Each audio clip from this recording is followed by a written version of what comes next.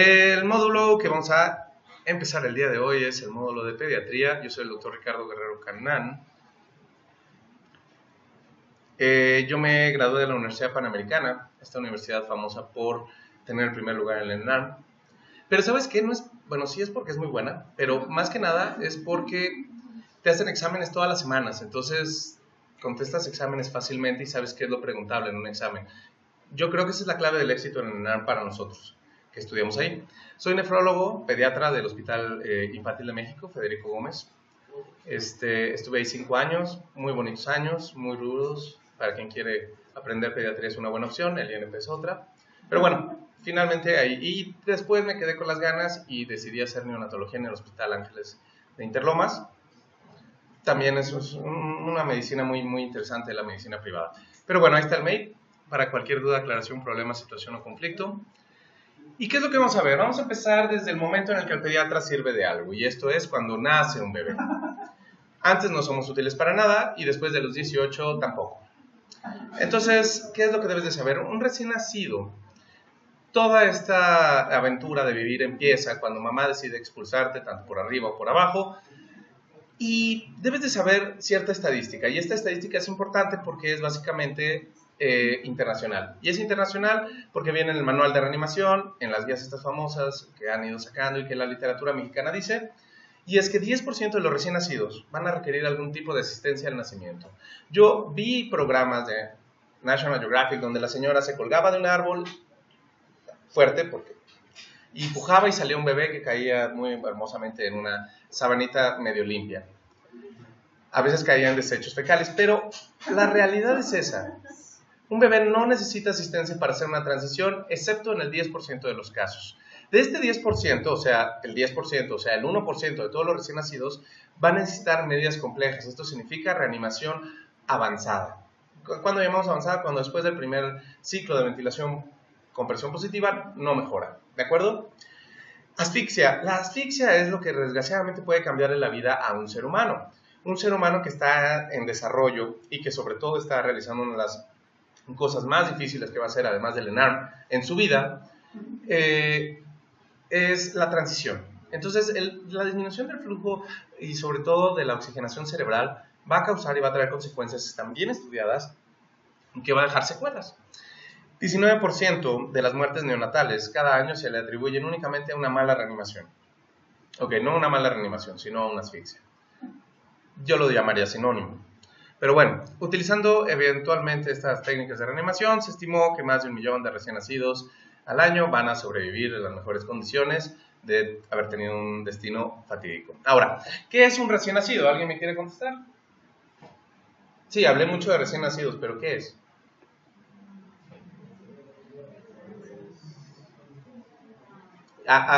Aquí funciona muy fácil. Levantas tu mano, yo te escucho. Balbucear no sirve de nada. ¿Y si fuera cesárea? No. Sí, exacto. Es que eso es como... Entonces, un recién nacido es aquel ser humano que acaba de cortársele el cordón umbilical, ¿no? Esa es la definición real. Cualquier recién nacido que tiene que hacer una transición de vivir en una etapa intrauterina con un flujo que se distribuye de manera muy diferente a la vida extrauterina. A ese ser humano que acaba de hacer o que acaba de empezar a hacer su transición se le conoce como recién nacido. Pero no nada más se queda en eso.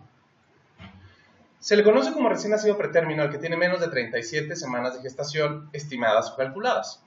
Se le conoce como recién nacido posttérmino al que tiene más de 42 semanas. Eso es importante y esos números son mágicos. Aunque los neonatólogos hemos estado peleando que el de término sea realmente 38 semanas, los ginecobstetras han decidido arbitrariamente decir que 37 es suficiente para que el bebé esté en condiciones. Y esto se ha visto que en estudios de pronto los de 37 a 38 tienen todavía esta ligera aumento de riesgo de hacer un problema de transición. Ahora, el de término se considera que es de las 37 a las 41.6 semanas de gestación corregida. ¿Qué es lo importante que debes de saber? Que ese es el grupo de menos riesgo de todos los demás. ¿Ok? Peso bajo al nacimiento. Se le conoce como cualquier recién nacido que pese menos de 2.500. Muy bajo peso al nacimiento es menos de 1.500 y extremadamente bajo peso es menos de 1.000 gramos. Esta jerga de términos es importante porque en los estudios, y sobre todo y más importante aún en los pronósticos, los han básicamente dividido de acuerdo al peso de nacimiento. Ser extremadamente bajo peso de nacimiento te confiere una posibilidad de tener una secuela hasta del 30-40%. Ser de únicamente peso bajo, o sea, pesar menos de 2,500, significa que tienes una probabilidad de supervivencia de más del 99% y secuelas de menos del 5%. Entonces, sí cambia un poco factores de riesgo y sobre todo en grupos de edad. Ahora, como ven, el peso no nada más es todo. Hay que también percertilarlo de acuerdo a la edad gestacional. Aunque tú nazcas de término, pero tengas un peso bajo, esto es, peses 2,300, ¿sí? Puedes tener una evolución mucho más adecuada que un neonato que nace de 1,500 y que tiene 38 semanas. ¿Me explico? Entonces, es importante que sepas que cuando las percentilas hablan, y esto es la curva de normalidad, está por abajo del 10%, es peso bajo para edad gestacional, independientemente de cuál sea el peso. Y más del 90% es aquel niño que es grande, macrosómico, ¿de acuerdo? Cuando pasas de la percentil 90.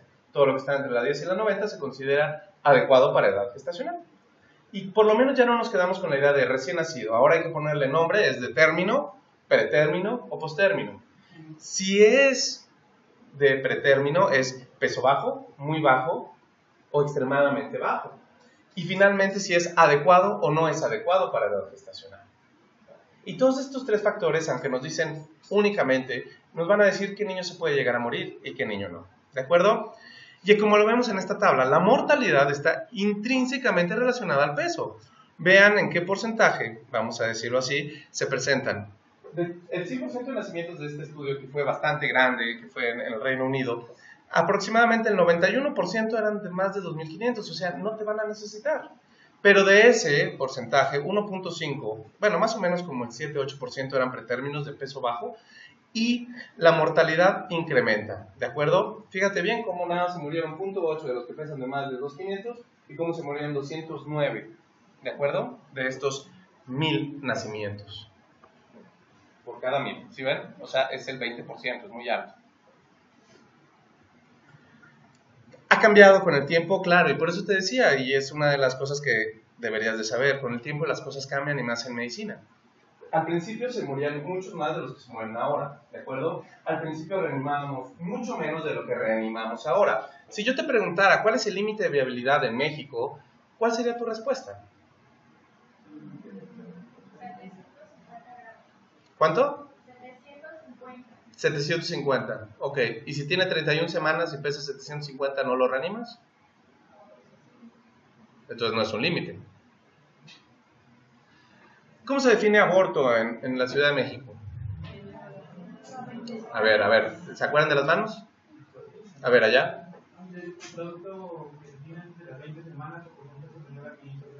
Claro. El problema es ese, que aborto se define como menos de 20 semanas, lo cual es muy probable que muera, ya que en definitiva no hay capacidad todavía pulmonar, ni está en la fase de, de alveolarización, que es mínima e indispensable para que el bebé pueda respirar. Por lo tanto, estoy de acuerdo en esa definición. Pero hay bebés de 450 gramos que no son abortos y que ahorita están leyendo y escribiendo. Y esto es, sí, en serio. ¿Por qué se ríen? Aunque no lo creas, esto ha habido una transición. ¿Y por qué te hago esta pregunta? Más o menos para que te des una idea, antes reanimábamos hasta las 26 semanas. ¿Por qué? Porque los productos eran viables, porque las complicaciones eran muchas y antes de la 26 era una condena de muerte. Ahorita en Japón están corriendo ya en forma series de 23 a 24 semanas e inclusive hay un cuate que está bastante visionario, que está empezando con 22 semanas. El problema son las comorbilidades que conlleva ser prematuro, pero cada vez se ven... Ok, voy a cambiar mi comentario porque sería mentira. Cada vez son más los niños que tienen secuelas porque cada vez son más los niños que viven. ¿Estamos de acuerdo? Estamos buscando la manera de que esos de entre las 23 y las 27 semanas no salgan tan mal. Pero ya esos viven por lo menos más del 30%, cuando era una condena de muerte tener 25 semanas, hace 10 años. Entonces, esto es lo que remuestran estos estudios, comparando el 1996 con el 2006. La tasa de éxitos ha mejorado paulatinamente, no es una gran mejoría, pero la del 2016, que no traigo, y esto es porque todavía es un preliminar, parece ser que se supera más del 80% de la sobrevida global. Entonces, pero bueno, esto es en el Reino Unido. ¿Qué es lo que me interesa que aprendas? Cuando tú estás evaluando un recién nacido, tienes que saber de dónde viene.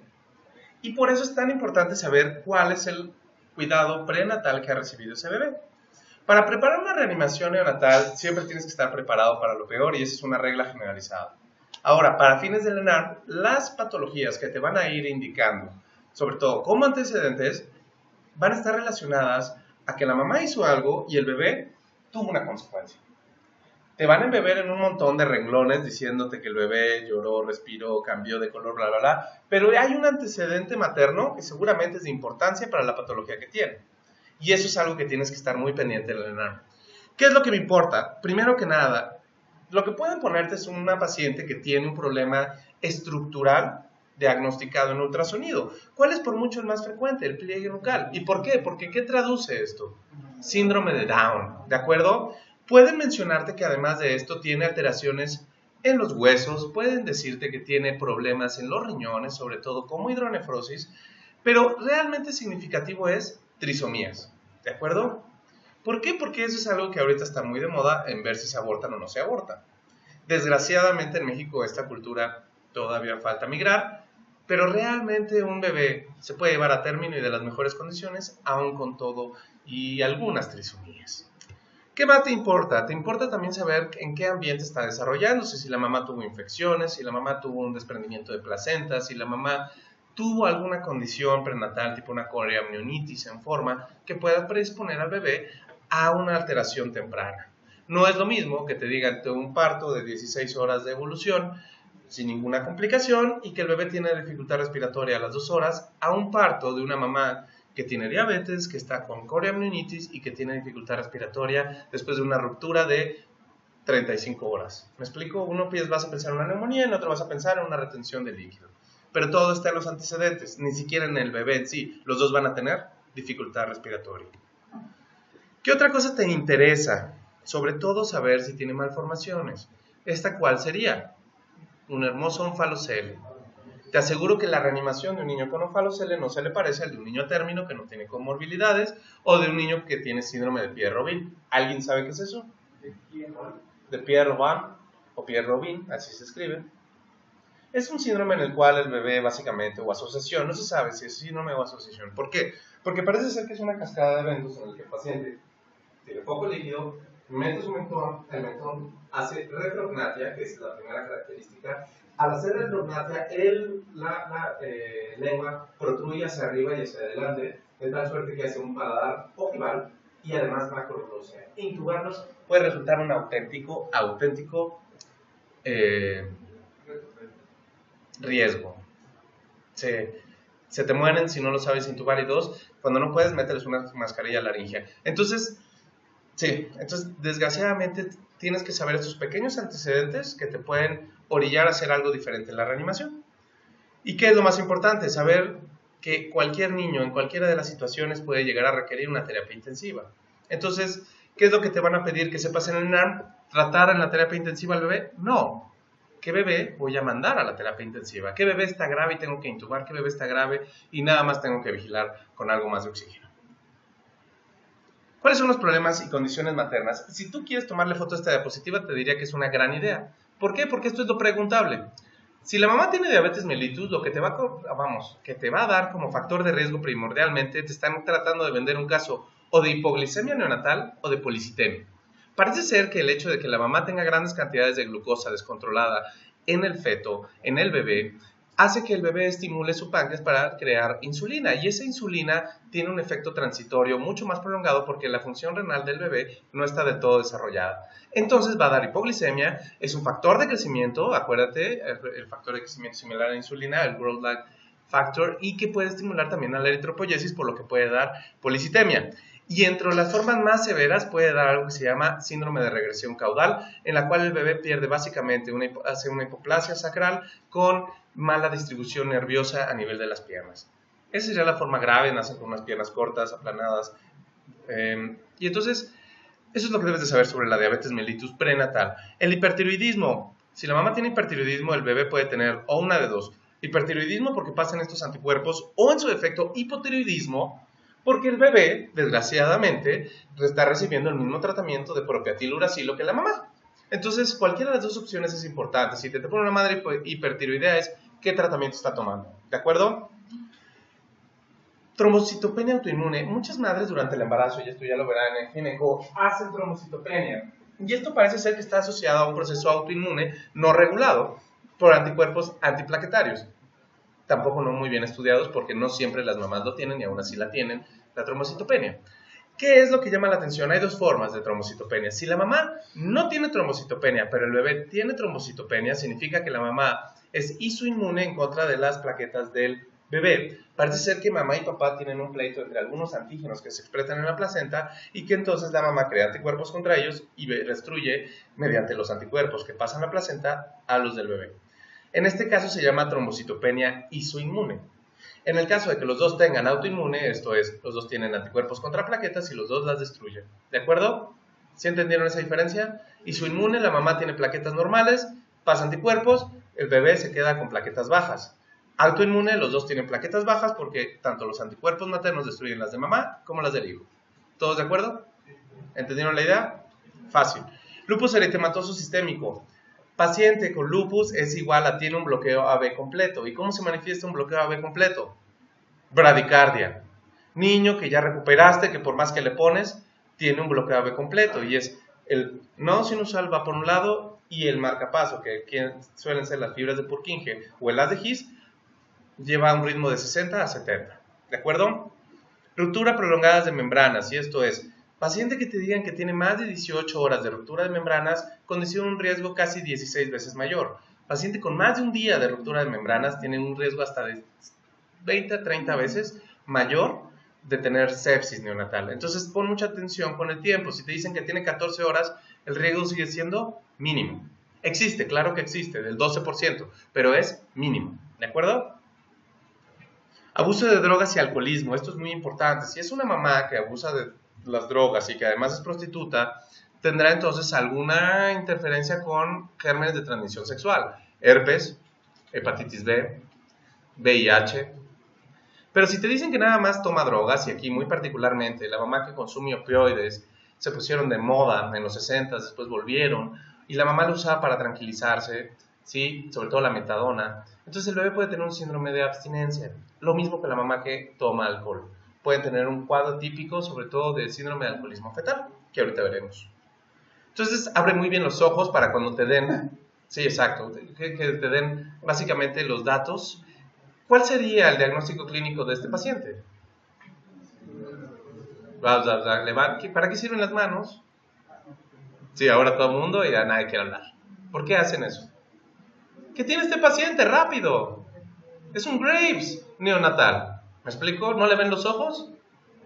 Claro, pero si yo no te digo eso, no se te prende el foco. Y, oiga, señora, usted, sí, tengo hipertiroidismo. A veces la mamá sí.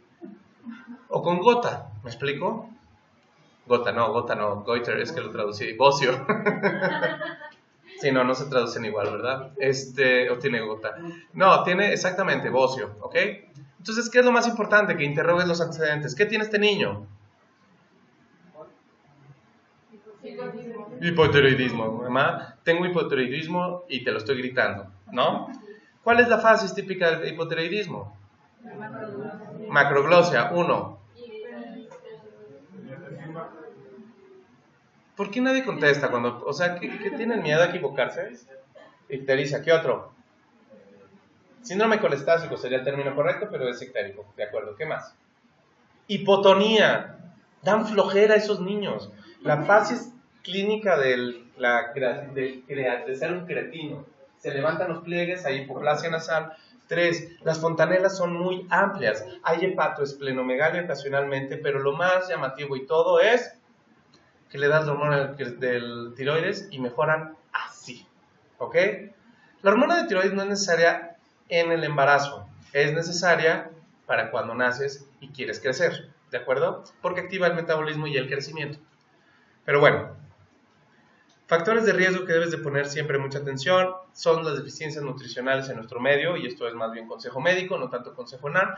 La deficiencia de zinc, mamás que tienen lesiones, sobre todo cutáneas, asociadas a acrodermatitis, son muy importantes. La deficiencia de vitamina C y de cobre.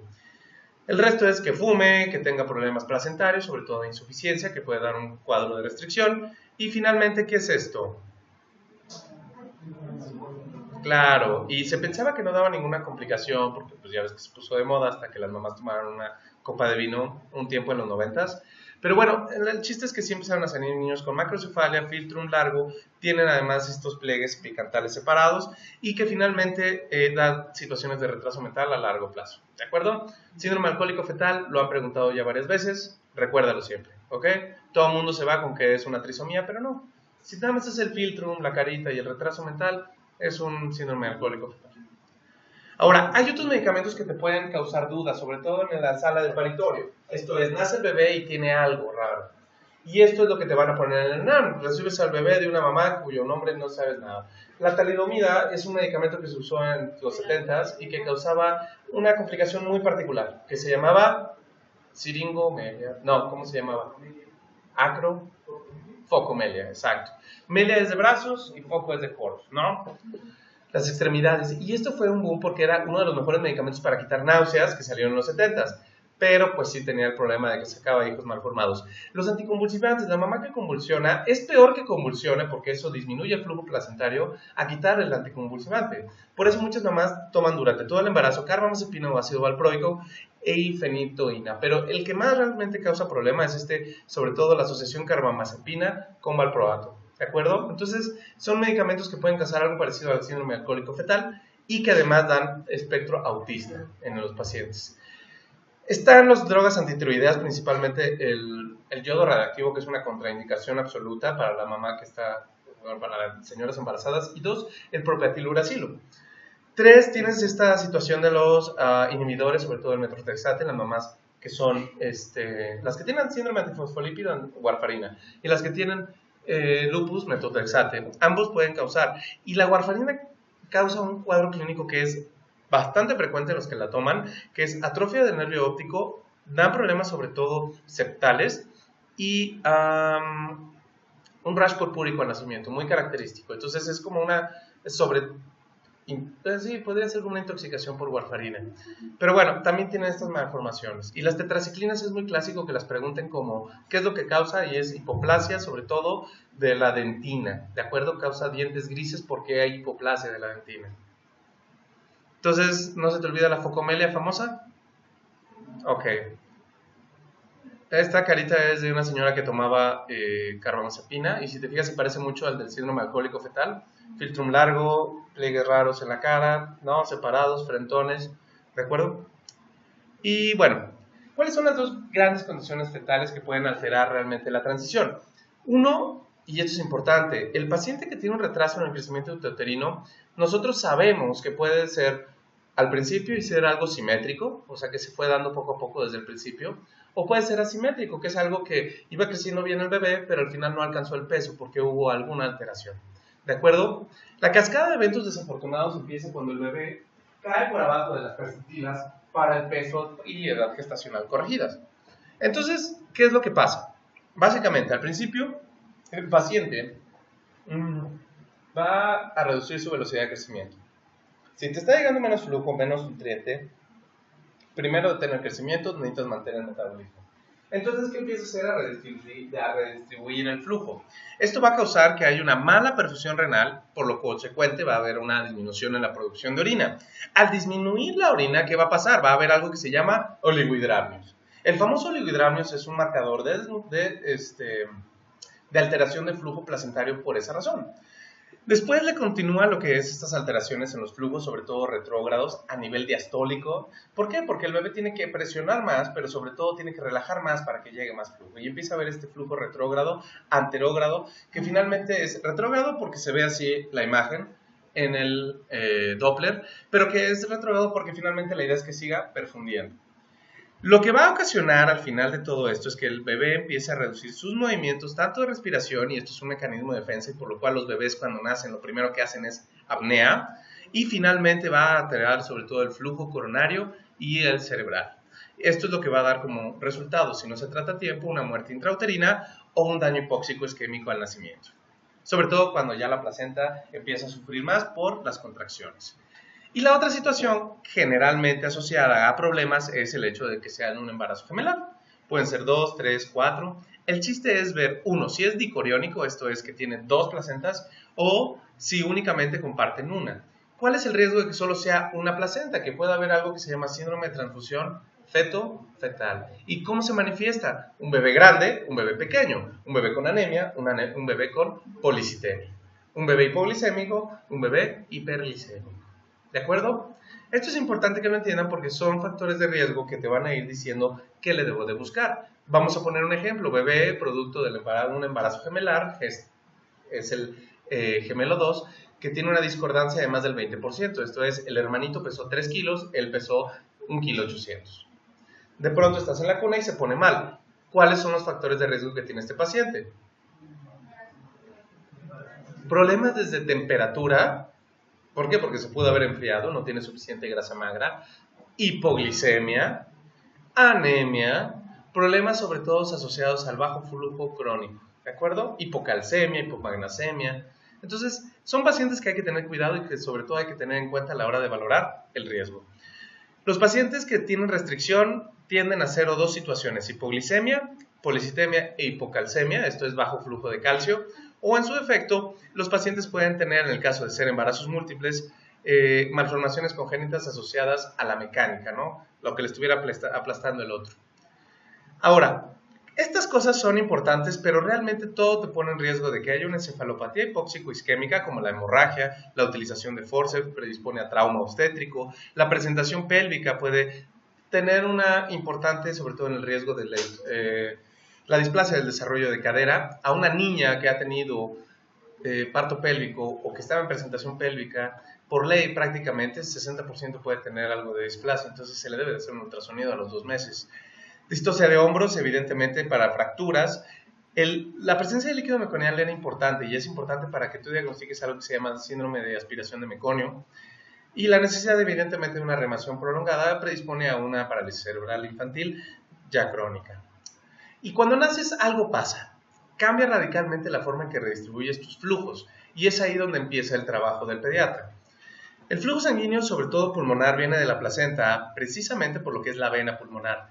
Cruza a través del corazón y de lo que se llama ducto venoso, cruza el hígado, cruza a través del corazón, a través de lo que es un foramen. De ahí va el corazón izquierdo que lanza sangre parcialmente oxigenada hacia lo que es la aorta. La comunicación que normalmente existe entre lo que es la aorta y las venas pulmonares tiene que ver más, bueno, las arterias pulmonares tiene que ver más con el hecho de irrigar pulmones. Y los pulmones no para un intercambio gaseoso, sino para mantener un flujo y que se continúen desarrollando. Aproximadamente solamente el 10% del gasto cardíaco total del corazón en una etapa fetal va al pulmón. Y cuando respiras, y esto es porque cambias las presiones de manera brusca, esto es con tu primera respiración llanto, el aire llena de básicamente el espacio que utilizaba el agua y lo que haces es aumentar el flujo pulmonar casi un 400% inicialmente y después un 700% para mantener el flujo, el gasto cardíaco de manera muy similar tanto en izquierda como en derecha. ¿De acuerdo? Y esto es lo que pasa al nacimiento. Cuando tú naces con una frecuencia estimada de 360 con una saturación aproximada más o menos en los 40-45%. Cuando tú naces, y esto es muy importante, vas a tener un evento de intercambio gaseoso inicial, pero más que nada de desplazamiento. Lo que va a hacer el aire es llenar los pulmones, vas a empezar a mantener un patrón de respiración adecuado, que son las primeras esbozos de lo que va a ser la respiración, y finalmente el paciente empieza a respirar y saturar bien. A los 5 minutos un paciente debe estar saturando entre 85 y 95%.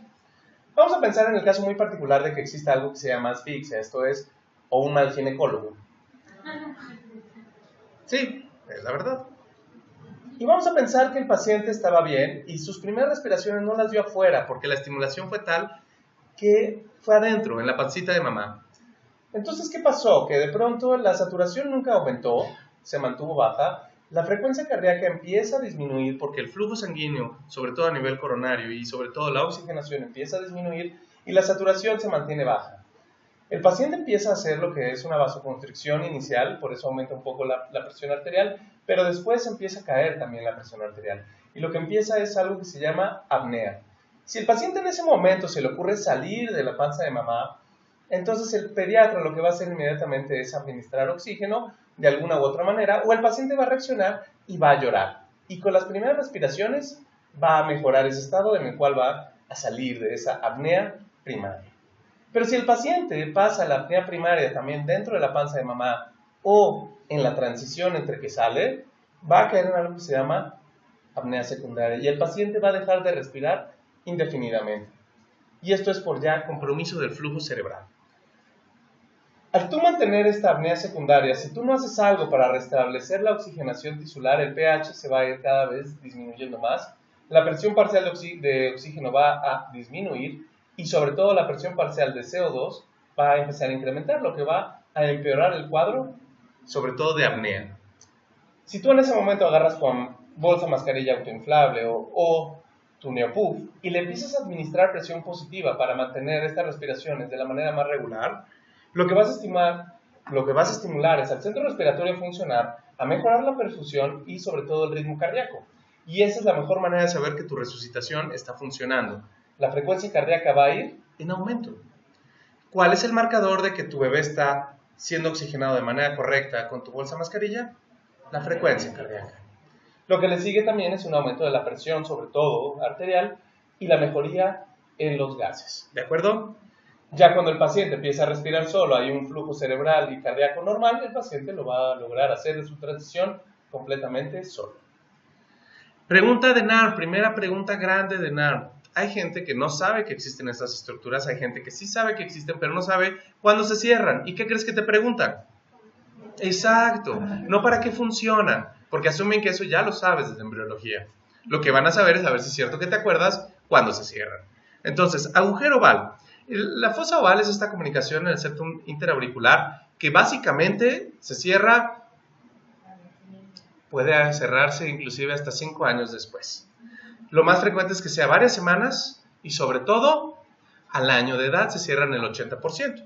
Pero hay un 20% que va a tardar aún más. Oiga, ¿es lo mismo foramen oval, agujero oval, que comunicación interauricular? No. Foramen oval es esta comunicación que es plegable y que básicamente está funcionando por el gradiente de presión primero en el feto como para pasar de la derecha a la izquierda, pero que después se sella precisamente, pero puede quedar permeable. Se sella porque ya la aurícula izquierda tiene mayor presión. Una comunicación interauricular es un hoyo abajo de eso, ¿ok? Entonces no es lo mismo. ¿Hasta ahí vamos bien? Magnífico. El conducto arterioso. ¿Qué es el conducto arterioso? Es esta comunicación entre lo que es la porción proximal de la aorta con la arteria pulmonar, izquierda o derecha. Puede ser las dos. Más frecuentemente a la derecha. ¿De acuerdo? Pero si pones izquierda no estarías tan alocado. Hay un 12% a 15% que lo tiene al otro lado. Y no pasa nada. No vas a ser distinto. ¿Cuándo se cierra? En las primeras 48 horas se cierra el 60%, en las primeras 72 horas se cierra el 90% y el resto se cierra en el transcurso del primer año, ¿de acuerdo? Hay un 4% de población que puede durar todavía con el conducto abierto y no dar ninguna repercusión y hay un 0.7% que puede vivir con él hasta la edad adulta y de eso solamente un porcentaje bajo puede tener un problema. Ahora, si naces prematuro esto es una mentira.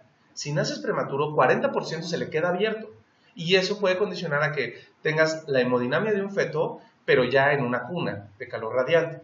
Y eso puede condicionar a que se congestione el corazón y por eso es que se da tratamiento para cerrarlo. ¿Me explico?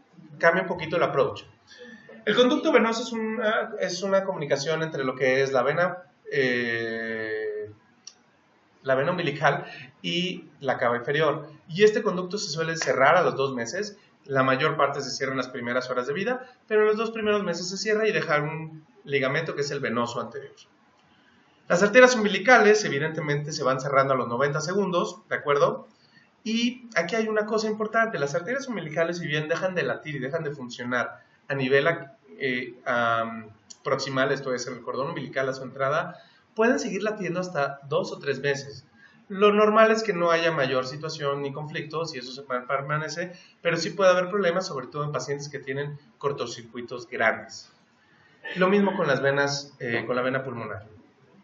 Ahora, Cuando naces, lo primero que va a suceder es una expansión torácica gracias a que hay un aumento de manera súbita de la presión negativa de hasta 40 a 60 centímetros de agua, que va a vencer la resistencia pulmonar, va a abrir los alvéolos, esto es la tensión superficial, es esta tendencia que tienen los alvéolos a colapsarse, y la viscosidad del líquido pulmonar va a cambiar radicalmente al esparcirse. La primera respiración es tan importante, por eso cuando un niño nace y llora, ya la hiciste. La presión intratorácica después necesaria para mantener esta segunda, tercera y cuarta respiración baja bastante porque ya la presión está hecha, ya ese intercambio y el volumen del alvéolo ya está dado. Por eso, cuando tú das un PPI, es muy eficiente para inflarlo, cambiar esa presión y oxigenarlo. Los parámetros, sobre todo gasométricos, tienden a la acidosis. Tú naces más o menos con una saturación de 40 y en el transcurso de 5 minutos se hace de 90. Tiendes a tener un pH más acidótico de 7.1 y 7.35 y la presión parcial de oxígeno inicial es de 45 a 50 para ser de 75 para arriba después del nacimiento. Ahora, pon mucha atención. Este es el diagrama de reanimación neonatal. Para reanimar un bebé debes de dominarlo, para el ENARM también. ¿Por qué? Porque te van a poner en caso clínico. Ese caso clínico te van a pedir que sepas cuál es el siguiente paso. Así de fácil. Entiéndelo, razónalo y verás qué sencillo es. Lo primero que tú tienes que saber, además de preparar tu equipo y demás, es las 3 preguntas básicas que van a decidir lo que vas a hacer en los primeros 30 segundos. ¿De acuerdo? Ahora, ¿es de término? Porque si fuera de pretérmino cambia la cosa. 2, ¿tiene un buen tono? ¿A qué se le llama tono? Mucha gente confunde el tono con el color, no tiene nada que ver. El tono es la fuerza, se mueve el bebé. Y 3, respira o llora. Hay hombres muy machos, pero muy machos que no lloran al nacer y están respirando. Pero la mayor parte de los neonatólogos nos estresan, los niños que no lloran, ¿ok? Entonces, si te dicen que un niño tiene tono muscular disminuido o no tiene tono, no llora ni respira, y además de esto, es pretérmino, ¿qué vas a hacer? Pasas a la reanimación básica. Y aquí es donde todo el mundo se equivoca y por eso es importante. Me explico, porque todo el mundo dice, bueno, pues ya nos vamos al último. No. Lo primero que tienes que hacer, y te acuerdas del diagrama este famoso, es estimularlo, porque puede estar en una apnea primaria. Y la apnea primaria, con tantito que le estimules, que el cerebro diga, ok, ahorita ya tengo que empezar. Una nalgada era lo que se usaba antes, ya no. ¿Cómo se hace ahora? Primero que nada es, ponlo en un lugar de calor. ¿Para qué? Para que el paciente no pierda calor. 2, lo secas, lo aspiras, primero de la boca y después de la nariz. ¿Por qué primero de la boca y después de la nariz? ¿Dónde te caben más secreciones? Tan sencillo y tan burdo como eso. Y lo que le sigue es, estimulas. Para estimular ya no se les da golpes, eso se considera ya es violencia infantil. Se les estimula la espalda con un masaje suave y se les da unos pequeños golpes estimulantes en las plantas de los pies, de manera vigorosa. Así lo describe el manual. Para muchos es una novela erótica, no. Solamente es hacer un masaje adecuado en el lugar adecuado y de la forma adecuada. Si el paciente con esto llora, respira y tiene una frecuencia cardíaca de más de 100 a los 30 segundos, el paciente ya salió de la apnea primaria. Y eso es lo que hay que hacer en todo neonato. ¿A alguien le quedó la duda? Porque esa es la primera pregunta. Nace un bebé que tiene esto, ¿qué es lo primero que haces? Y todo el mundo tiene menos de 100. Hay que darle ahorita compresiones. No, lo primero es ponerlo en una cuna de calor radiante, lo seco, lo aspiro. Normalmente si lo hacen 2 se puede hacer simultáneo. Si tengo que decidir, pues primero le quito las secreciones y después ya lo estimo para que respire, ¿ok? Y tercero, ya decido a los 30 segundos si sigo adelante en la reanimación o se lo paso a mamá. Si el paciente a los 30 segundos, aquí lo estimulan, aquí lo estiman muy bien, a los 30 segundos sigue con apnea o en su defecto tiene una frecuencia cardíaca menor de 100, ¿qué hay que hacer? Ventilación con presión positiva intermitente. A eso se le conoce como PPI, ahora me voy a referir a él como PPI. Agarrar el Ambu y hacerle así, ¿ok? ¿Todos vamos bien? Ambu no me gusta porque es una marca, y si dices eso te oyes más cool. Pero bueno, le das el PPI primero, inicial, sobre todo pensando que lo que tiene tu paciente es una apnea secundaria. Esto es, ya el flujo está tan comprometido que ya el bebé no va a respirar por sí solo. Tienes que tú cambiar. ¿Y cómo se va a hacer? A un ritmo más o menos de entre 40 y 60 respiraciones por minuto. ¿Con cuánto de fracción inspirada de oxígeno? Ah, creyeron que iba a ser fácil. ¿Eh? No. ¿Cuánto? 21%. Para que más o menos me entiendas, es como tú agarrar y decir, señora, su niño tiene una otitis media. Le voy a dar antibiótico, pero para que agarre más rápido y más fuerte, le voy a dar 5 veces la dosis que necesita. ¿Suena lógico? Entonces, ¿por qué reanimar con 100% de FiO2? Lo único que necesita es que le llegue, aunque sea oxígeno, al 21%. Esto es importante y ya ha cambiado en el nuevo manual de reanimación. Antes decían, empezaban precisamente como bien decías, entre 30 y 40%. Órale. Pero la verdad es que no hay mejor pronóstico. Y dos, si es un prematuro, hemos notado que el oxígeno oxida cosas. Por eso se llama así. Es un radical libre, que lo que hace es estimular más inflamación, más secuelas y sobre todo, aunque tú creas, estimulas a que haya una vasodilatación periférica. ¿Y qué sucede? Menos flujo. Entonces, tiene sentido no iniciar de primera entrada con 21%. Si con esto lo logras, ¿no? Lo que sigue es monitorizarlo en el primer minuto para saber en cuánto va la saturación y puedas guiar tu reanimación de acuerdo a la saturación. Si alguna vez has reanimado a un bebé, son escasas las cunas que tienen esto. Además, esto también salió hasta la última edición, que es la 7ª. Y en base a eso tú ya decides. Ya pasó el primer ciclo de presión positiva. La frecuencia cardíaca sigue menor de 100 al minuto, esto es, ya de 30 segundos de ventilación. Si la frecuencia cardíaca sigue menos de 100, vas a ver qué es lo que estás haciendo mal. Y lo que vas a hacer es, uno, ponerte tu estetoscopio y checar que entre en ambos lados. ¿Por qué? ¿Cuál es la contraindicación para dar ventilación con presión positiva en una mascarilla? Error. ¿Alguien que levante su mano? A ver. Sí, pero eso más que una contraindicación es un descuido médico. Si tú tienes una hernia diafragmática y tienes un pedazo de estómago metido aquí y yo te estoy metiendo aire a la panza y al pulmón, ¿qué crees que va a pasar con el estómago? Entonces es una de esas cosas, esas veces donde metes la pata y tú le estás dando cada vez más duro y lo que estás haciendo es cada vez ponerlo peor. La otra contraindicación sería la presencia de un neumotórax a tensión, esto es, se rompe un pedazo de la pleura, entra aire pero ya no sale, entonces ¿qué vas haciendo? Cada vez más grande el neumotórax.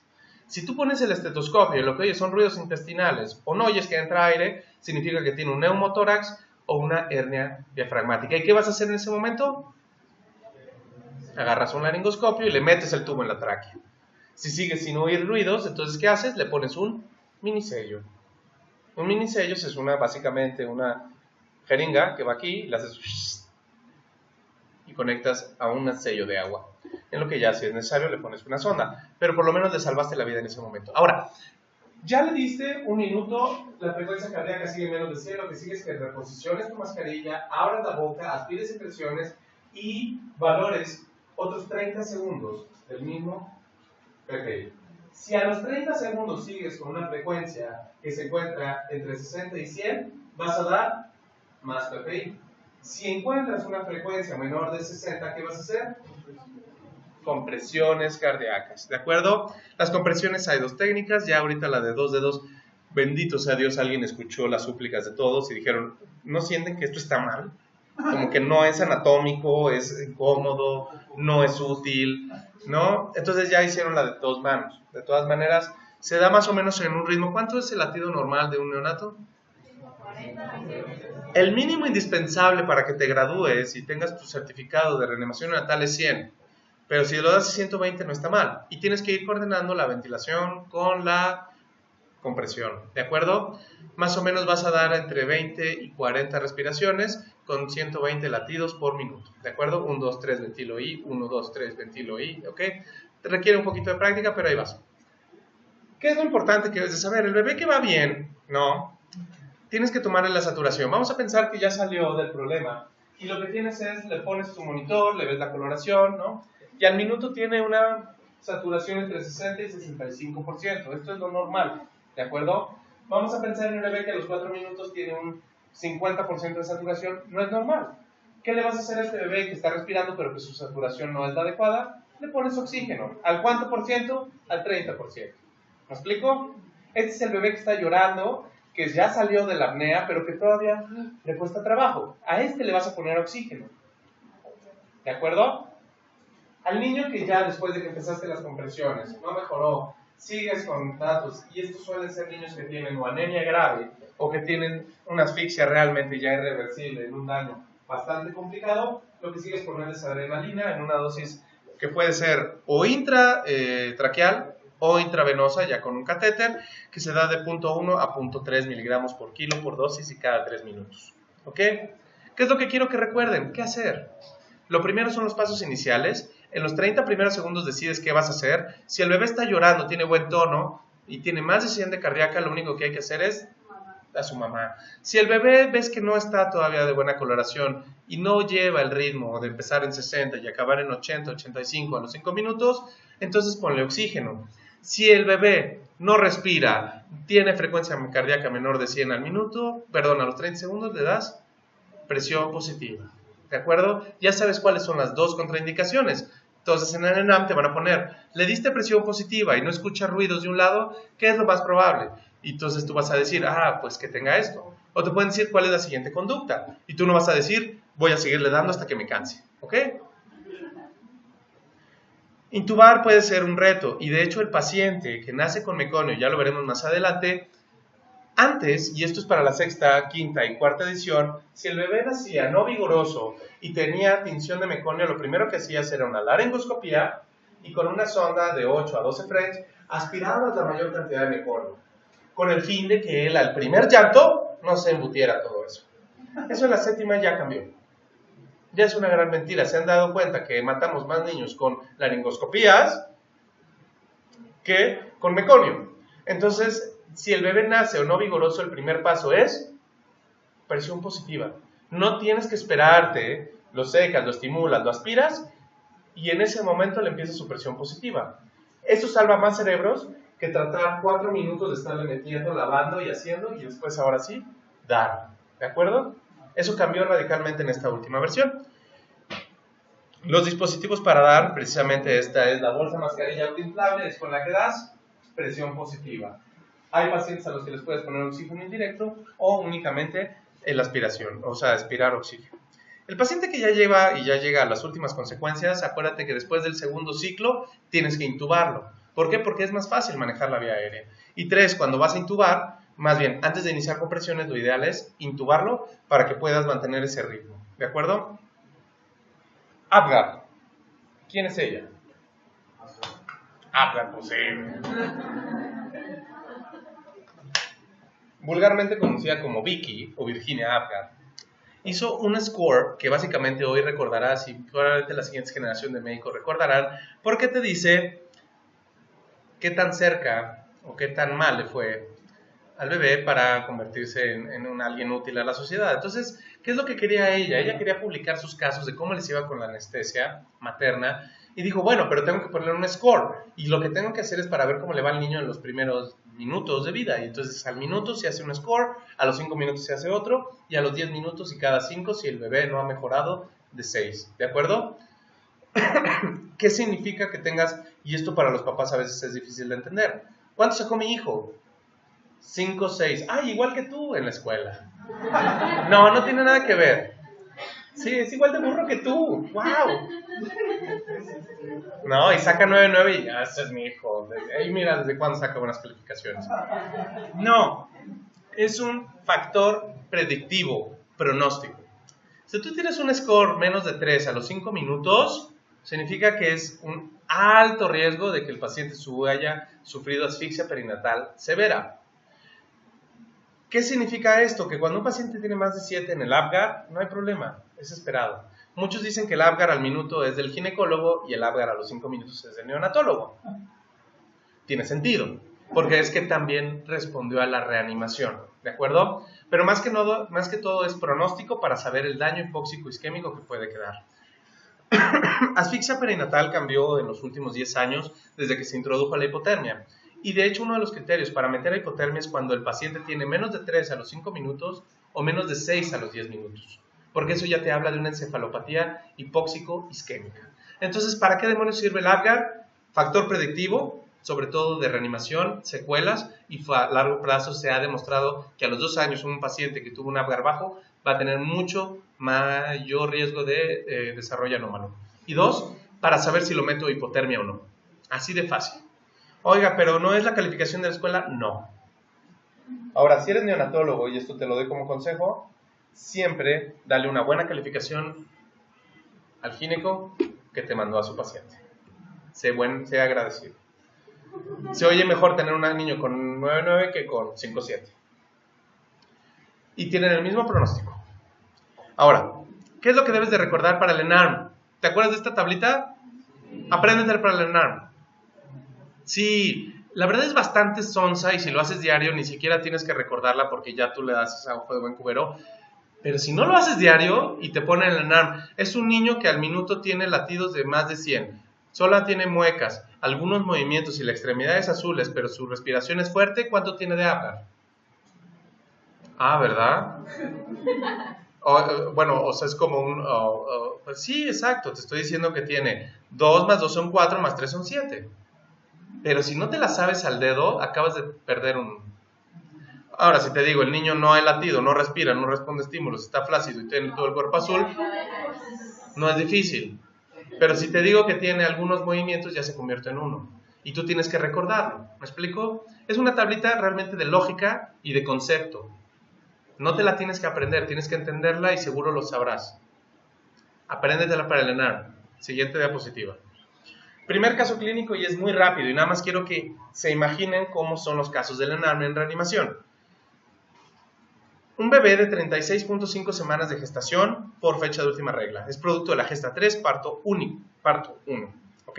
Tiene escaso control prenatal, tomó vitaminas y hierro en el último trimestre y el peso estimado fetal es de 3.600 gramos a las 35 semanas.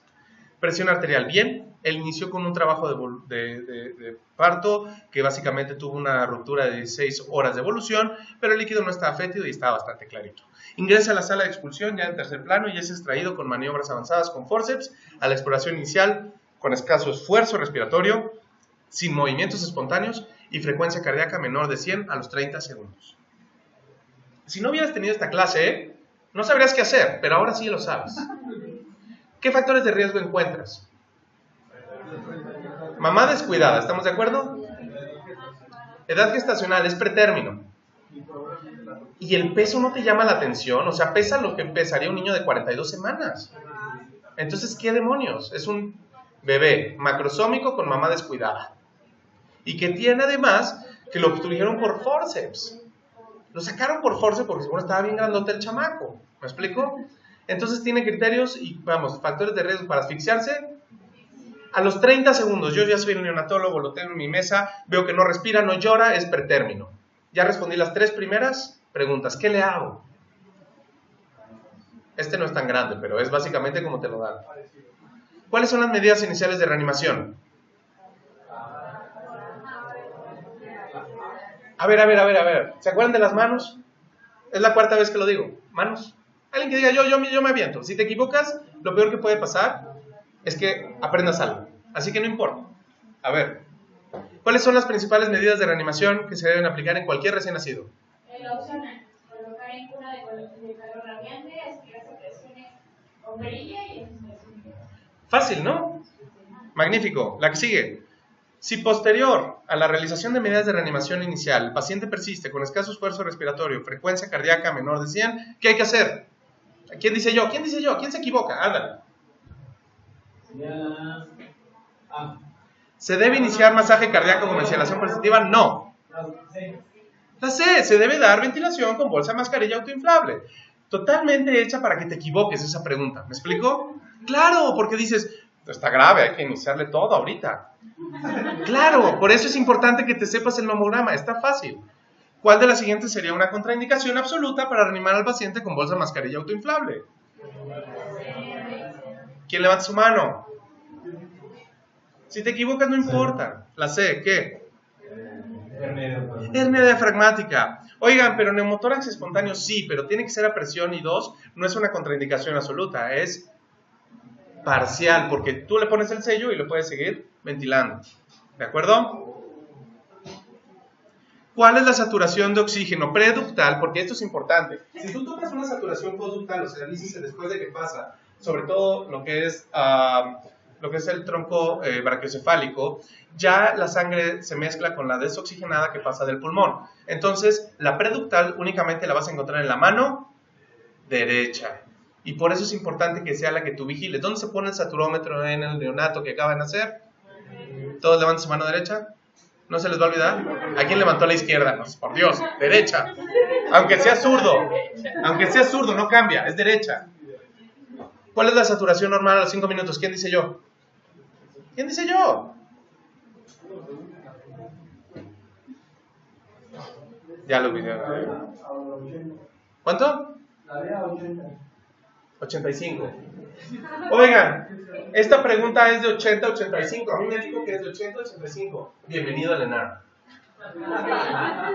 Sí, hay preguntas que vas a encontrar y debes de saberlo, que así se contestan, con suerte.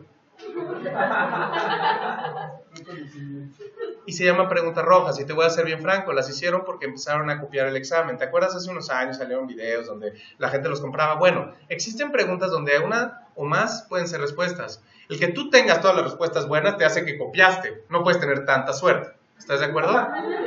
Hay un 2% de preguntas en el ENARM que van a ser de este tipo. No te estreses. Si el 80% de tus preguntas fueron rojas, estás mal tú. ¿Ok? Listo. Ese es el tipo de preguntas que vas a ver en la animación. Creo que ya vimos lo más importante y creo que ya sabes lo básico e indispensable. Si el paciente no mejorara a partir de este momento con el segundo ciclo de ventilación positiva, se decide de acuerdo a la frecuencia cardíaca. Si es menor de 60, le das masaje cardíaco. Si es entre 60 y 100, le das más PPI. Y si es más de 100, le pones puro oxígeno y te guías por la saturación. No es difícil, ¿o sí? ¿Crees que pueda reanimar un niño ya? Es fácil. ¿Quieres que te deje una tarea? Tú en casa, para estar seguro de que te lo sabes, haz el nomograma solito, viéndolo si quieres. Primero cópialo o estúdialo y después hazlo tú. Vas a ver que es pura lógica.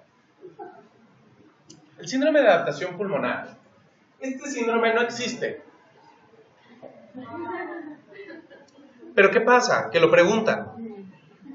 ¿Y por qué digo que no existe? Porque el síndrome de adaptación pulmonar no es una enfermedad. Es el mismo mecanismo que me hizo salir a la vida extrauterina, nada más que de manera lenta. ¿Estamos de acuerdo? Entonces no podría llamarse un síndrome, pero así lo mencionan los libros y así lo manejamos como un síndrome de adaptación pulmonar.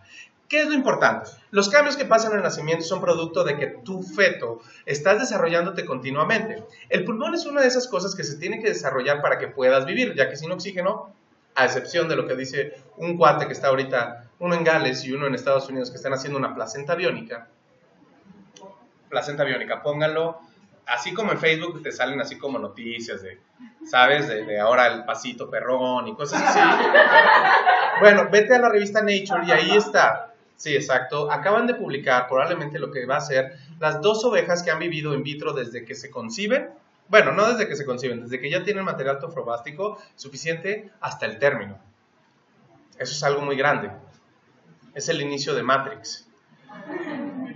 Sí, ¿estás de acuerdo? El desarrollo se lleva a cabo en 5 etapas. Las 2 grandes importantes es la canalicular, en la cual ya hay acinos. Básicamente empieza en la semana 17, se interpolan. Si te fijas, no es que empiece una y termine la otra, sino que se van sobreponiendo. Y por eso nacer entre la semana 20 y 24 es muy importante, porque ya empieza la etapa sacular y empieza la alveolar. Tú empiezas a producir la cantidad suficiente de surfactante entre las 24 y 27 semanas y después entre las 34 y las 37 semanas. Son 2 momentos importantes, pero para tú tener acinos que puedan promover el intercambio gaseoso necesitas tener por lo menos 23, 22 semanas. ¿Ok? Por eso los niños de antes ni siquiera tiene sentido reanimarlos. Distrés respiratorio, y esto no es una palabra que exista tampoco, y esto es importante que lo sepas. Distrés es una copia de lo que creemos, es como sándwich. Que la lengua, que el diccionario de la Academia Española ya lo había aceptado como un término. El término correcto sería emparedado, lo mismo pasa con distrés. Es dificultad, ¿ok? Distrés Cualquiera que esté distresado está con dificultades, ¿de acuerdo? Pero no es una palabra real, pero así lo mencionan y así lo vas a encontrar en la literatura inglés. Respiratory Distress Syndrome, ¿ok? Muy bien. Es la causa más frecuente de mortalidad a nivel neonatal, por lo tanto, ¿esto crees que lo preguntan en el NARM? Sí, es lo que te van a preguntar en neonatos casi siempre. Las alteraciones metabólicas, que es hipoglicemia, hiperbilirubinemia y problemas respiratorios. Y el gran apartado de toda la pediatría que debes de dominar es la infectología. ¿Por qué? Porque la infectología y los electrolitos son los niños. Si tú sabes eso, ya sabes el 80% de pediatría. Escala de Silverman, esa es otra cosa que es obvia, pero es tan preguntable como que si te digo que tengo un bebé que tiene retracción sifoidea, que solamente es visible, 2, que tiene una retracción intercostal marcada, tanto superior como inferior, y un quejido expiratorio constante, ¿cuánto tiene de Silverman? Tiene lo suficiente para que yo lo intube, ¿me explico? ¿Por qué? Porque ya tiene un Silverman por lo menos de 6, y una dificultad que suba de 6 es intubable. Hasta ahí vamos bien, significa le está costando respirar bastante. Pero si yo te digo que tiene 3, ¿lo vas a intubar o no? ¿Por qué no? Porque hay otras medidas antes, ¿de acuerdo? Que pueden facilitarle a respirar sin necesidad de una ventilación mecánica. Pero ¿cuál es lo importante de la escala de Silverman? Que te la sepas, porque ¿cómo vas a decir que un bebé tiene 3 o tiene 6? Entonces te van a poner el caso de un niño que tiene quejido respiratorio, quejido expiratorio, intermitente, que tiene una respiración nasal pronunciada y que tiene además retracción external. ¿Cuánto tiene? 4. Pero se oye muchos nombres, debe ser como grave, mejor lo intubo. La acabas de regar. O te pueden poner, tiene un Silverman de 4. ¿Qué haces? ¿Me explico? Por eso saber un poquito de qué va esta escala de Silverman te ayuda a tomar decisiones. 0 puntos es no tiene dificultad respiratoria y es raro que un bebé no tenga ni la más mínima dificultad respiratoria en las primeras horas de vida. Lo normal es que tenga entre 1 y 3, que se conoce como dificultad respiratoria leve. De 4 a 6 es moderada y de 6 o más es grave. Y estos graves son los que más me importan porque son a los que más les voy a hacer cosas. El síndrome de adaptación pulmonar son los cambios que implican adaptarse, pero que no lo hace de manera inmediata como lo hace la mayor parte de los bebés y el proceso puede durar hasta 15 horas. Aquí hay un número mágico. Si te dicen es un bebé de 18 horas de nacido que tiene dificultad respiratoria, automáticamente queda fuera adaptación pulmonar. Que en la vida real pase, no significa que en el NARM pase. Hay definiciones muy estrictas. Y esta, como es un síndrome, la verdad, que no está muy bien definido si realmente es una enfermedad o es solamente una transición retardada, 15 horas es el límite que se toma, ¿ok? Número mágico. Los periodos de transición son variables, pero básicamente la primera hora estás muy reactivo, tienes toda la adrenalina hasta el tope, las hormonas increíble, vamos a ver lo que sigue, para llegar a un periodo de sueño de 2 a 3 horas, y después, cuando me vuelve a dar hambre, porque ya no me llega glucosa, empiezo otra vez a enojarme. Los componentes de la transición. Veíamos que el cambio de flujo se da principalmente por la ocupación de aire a nivel pulmonar. Esto significa, que hay una reducción sobre todo de las resistencias vasculares pulmonares, que hay un aumento del flujo consecuente, un aumento en la presión parcial de oxígeno y sobre todo el cierre del conducto arterioso que va a evitar que haya este cortocircuito a nivel sistémico, dando sangre desoxigenada de la arteria pulmonar hacia la aorta.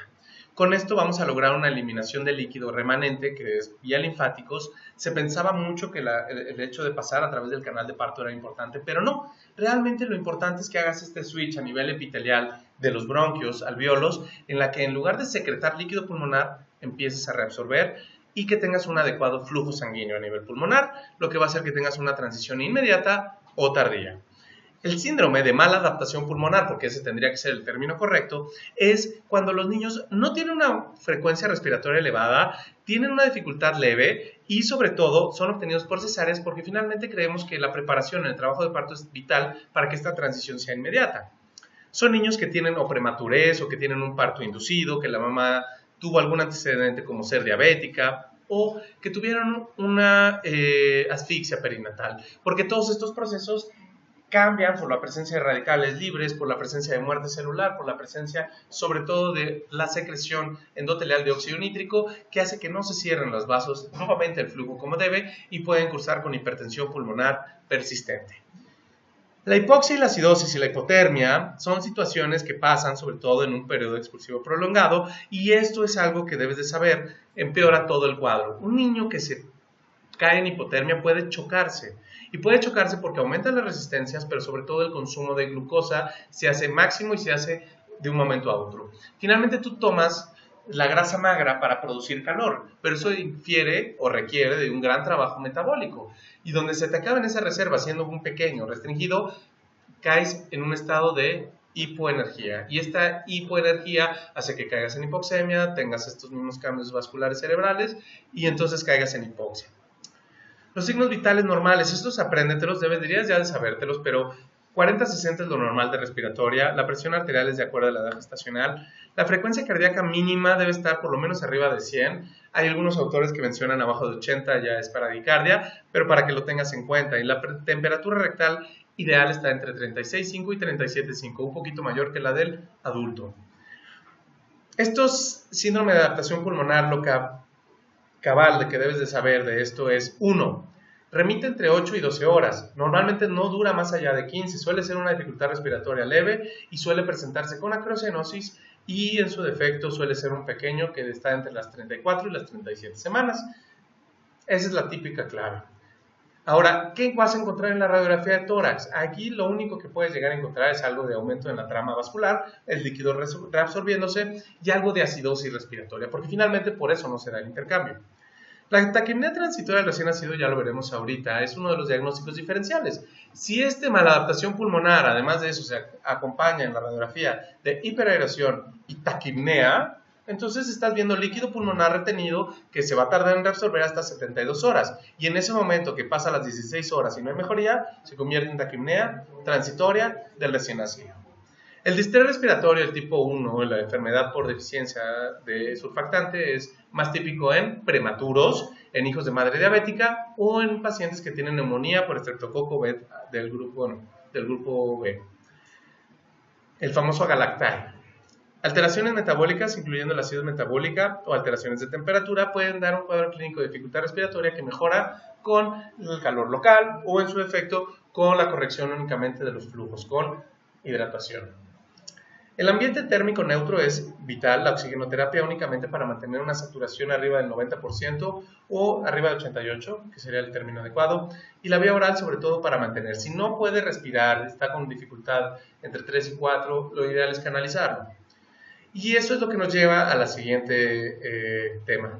La taquipnea transitoria del recién nacido es esta enfermedad, que sí está bien descrita, en la cual hay una retención de líquido. Por eso le han llamado el pulmón húmedo, la taquipnea neonatal, el síndrome de distrés respiratorio tipo 2, o retraso o falta o retención de líquido pulmonar fetal. Durante el transcurso del crecimiento del bebé, algo que hace que se desarrolle en los pulmones es precisamente la secreción de líquido. Esta secreción de líquido va a estimular a que se llenen de agua y que con eso crezcan los acículos. Es un padecimiento, de acuerdo con Avery, que desde 1966 lo estaba ya reportando, que es transitorio y benigno, lo cual es cierto en cuanto a lo transitorio, pero es falso en lo benigno. Se debe sobre todo a la falta de reabsorción de este líquido, por lo menos, y que todavía ocupa esta interfase hidroaérea. La incidencia es bastante frecuente, es 1 a 2% de los recién nacidos en México y sobre todo está presente en los recién nacidos que están de término limítrofe, estos 37 a 38 semanas, y los cercanos al término, 34 a 36, en la cual puede representar hasta el 50% la dificultad respiratoria no infecciosa. ¿Cuáles son los factores de riesgo? Ser hombre, ser macrosómico, esto es, tener una mamá diabética. 3, ser de término o pretérmino, tardío. Y tener cesárea. Parece ser que los glucocorticoides, la epinefrina o la adrenalina que secretas regularmente en las glándulas adrenales, promueven a que esta reabsorción de líquido empiece de inútero. Pero si eso no pasa, pues entonces tienen mayor riesgo de retener este líquido. La fisiopatología más o menos va así. Tú produces más o menos 4 mililitros por kilo por hora de trasudado pulmonar que hace que se dilaten, que crezcan tus pulmones. Entre el 1 a 2% de todos los recién nacidos van a nacer y van a tener dificultad respiratoria porque este líquido se quedó adentro. La cesárea evita que estos mecanismos de condicionamiento y sobre todo de programación a nivel epitelial sucedan. Por lo tanto, la reabsorción transepitelial de sodio no cambia. Y esto se ha estudiado bien, es un receptor que está igual que en el riñón, reabsorbiendo sodio y agua, y que una vez hecho el switch, el bebé mejora inmediatamente. Como ves, una de las principales cosas que han visto, y sobre todo en los estudios, es cuando se compara la cesárea con el parto, la presencia de taquipnea, ya que es 1.7% de los bebés nacidos por parto, en comparación del 6% nacidos por cesárea. Si bien es cierto, no es mayor riesgo, en número, te aseguro que nacimientos multiplicado por millones es bastante. Se creía que la compresión torácica era el principal factor, pero ya vimos que la mayor parte lo hacen los linfáticos y sobre todo los capilares sanguíneos. Cualquier evento que lentifique esta reabsorción de líquido puede desencadenar este cuadro clínico. No voy a caer mucho en esto, pero sí saber que algunas sustancias, sobre todo los beta-adrenérgicos, las prostaglandinas y el oxígeno, aceleran principalmente la depuración del líquido pulmonar. También saber que el factor surfactante, y por eso es que es más frecuente que suceda en los pacientes pretérmino tardío, pues también ayuda a que se acelere este cambio. Hay un componente que también está ausente en algunos pacientes donde parece ser que hay un componente familiar, que es la deficiencia de la proteína B del surfactante, en la cual es más frecuente que hagan estas fallas respiratorias agudas. Y finalmente lo que debes de recordar es lo siguiente. El exceso de líquido pulmonar va a condicionar a que haya una disminución de la complianza. Complianza, entiéndase como la capacidad que tiene él de expandirse, ¿de acuerdo? ¿Por qué? Porque hay líquido. ¿Y qué sucede? Eso disminuye la capacidad, la reserva. Por lo tanto, lo que hace el bebé para compensarlo es respirar rápido. Menor volumen, más rápido. Lo que le sigue es estos líquidos linfáticos y peribronquiales que empiezan a acumularse porque son muchos en cantidad, empiezan a producir un colapso bronquiolar, lo que va a dar como un mecanismo de fuga, de válvula que puede ocasionar un atrapamiento aéreo. Esto es lo que hace que se vean sobredistendidas esas radiografías. La alteración en la relación ventilación-perfusión va a ocasionar hipoxemia y el edema alveolar característico va a ocasionar a que no haya un intercambio adecuado y de hipercapnia. Entonces, con esto puedes resumir todos los hallazgos que vas a encontrar en estos pacientes. Número 1, el cuadro clínico, que es una taquipnea, más de 100 regularmente. Algunos otros signos de dificultad respiratoria, pero como este bebé lo único que le falta es reabsorber el líquido, ya está lleno de aire, pero le falta reabsorber, lo hace de manera rápida para mantener volúmenes bajos. Lo que le sigue es que en un primer inicio se agrave en las 6 primeras horas, empiece a mejorar sobre todo a partir de las 12, 14 horas y la mayoría resuelve en las primeras 72 horas. Ese es el pronóstico y la evolución. La escala de Silverman te sirve para saber qué tanto le necesitas hacer, ya que el tratamiento va a depender de eso. Si el paciente tiene una dificultad respiratoria leve, ¿puede comer o no? Sí. De acuerdo a la frecuencia respiratoria. Te invito a que te comas una hamburguesa cuando vas corriendo. Claro, tiene sentido. No haces que se canse más. Entonces, ¿qué haces? Si el paciente tiene una frecuencia respiratoria menor a 60, puede comer.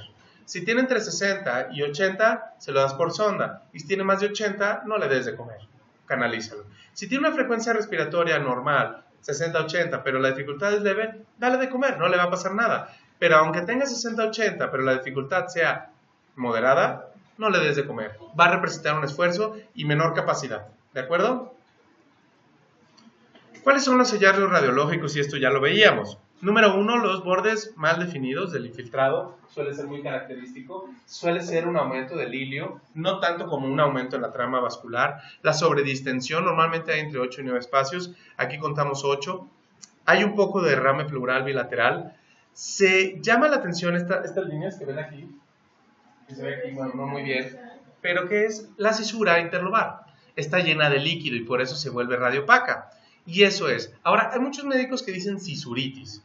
No es inflamación de la cisura. ¿O cómo se ve una cisura inflamada? No, es líquido en la cisura, derrame cisural. ¿De acuerdo? Pero si lo ven como una cisuritis, no se confundan. Es lo mismo, es más simplemente una palabra mal dicha. Como ves, conforme va avanzando el tiempo y en esta placa comparativa, lo que vemos aquí es un corazón grande porque está recibiendo mucha cantidad, está en el periodo de transición, tiene que hacer el cambio de derecha a izquierda, le toman una radiografía y se ve un infiltrado homogéneo parailear bilateral de predominio derecho, que además se acompaña de un derrame cisural, tanto de derrame pleural, y que a las 72 horas prácticamente es una placa normal. Hay sobredistensión en la primera placa si lo comparas con la segunda, y lo más llamativo de todo es que esto se quita solo.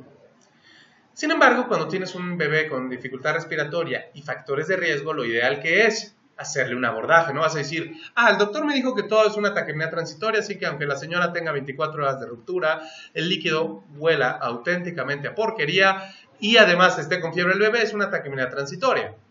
Tienes que tomar en cuenta que los pacientes que tienen factores de riesgo hay que hacerles abordaje. ¿Estamos de acuerdo?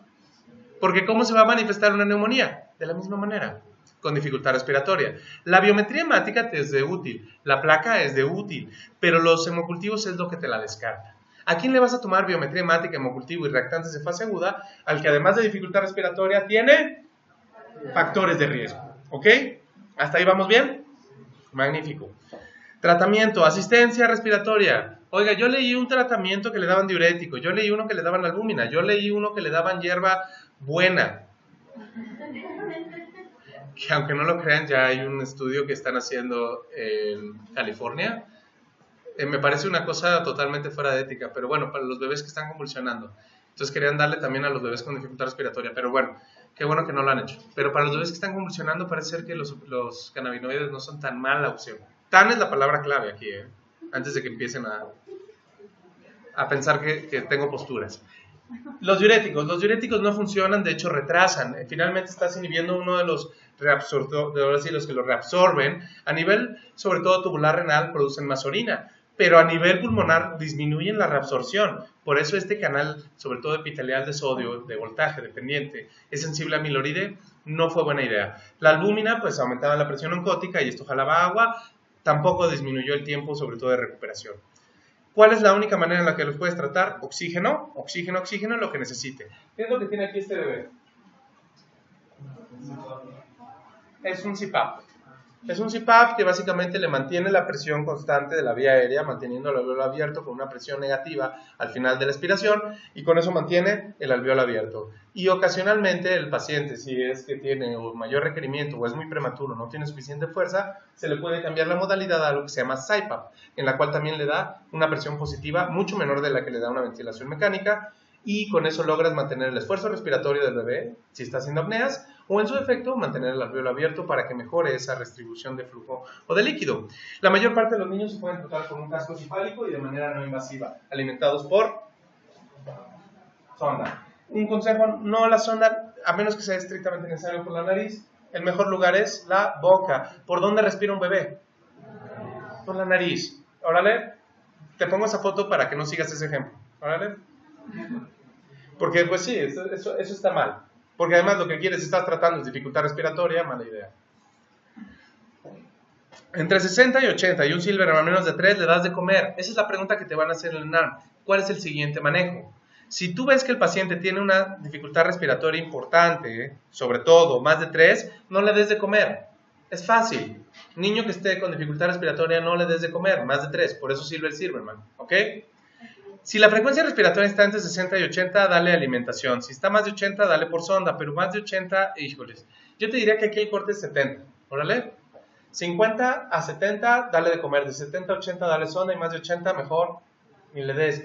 Es demasiado el esfuerzo que puede requerir el estar respirando como para que ahora también le quites otro pedazo de pulmón por llenarle la panza.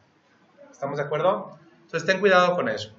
Las complicaciones, se decía que era transitorio y benigno, no es cierto. Hay un 2% de pacientes que pueden cursar con algo que se llama hipertensión pulmonar persistente. Aunque te voy a ser bien franco, esto parece ser que el origen es iatrogénico. ¿Por qué? Porque no lo trataste a tiempo, no le diste suficiente oxígeno y lo que hicieron fue las venas pulmonares hacer un vasoespasmo. Entonces parece ser que esta hipertensión es reactiva y que sobre todo se asocia a un tratamiento retardado. ¿De acuerdo?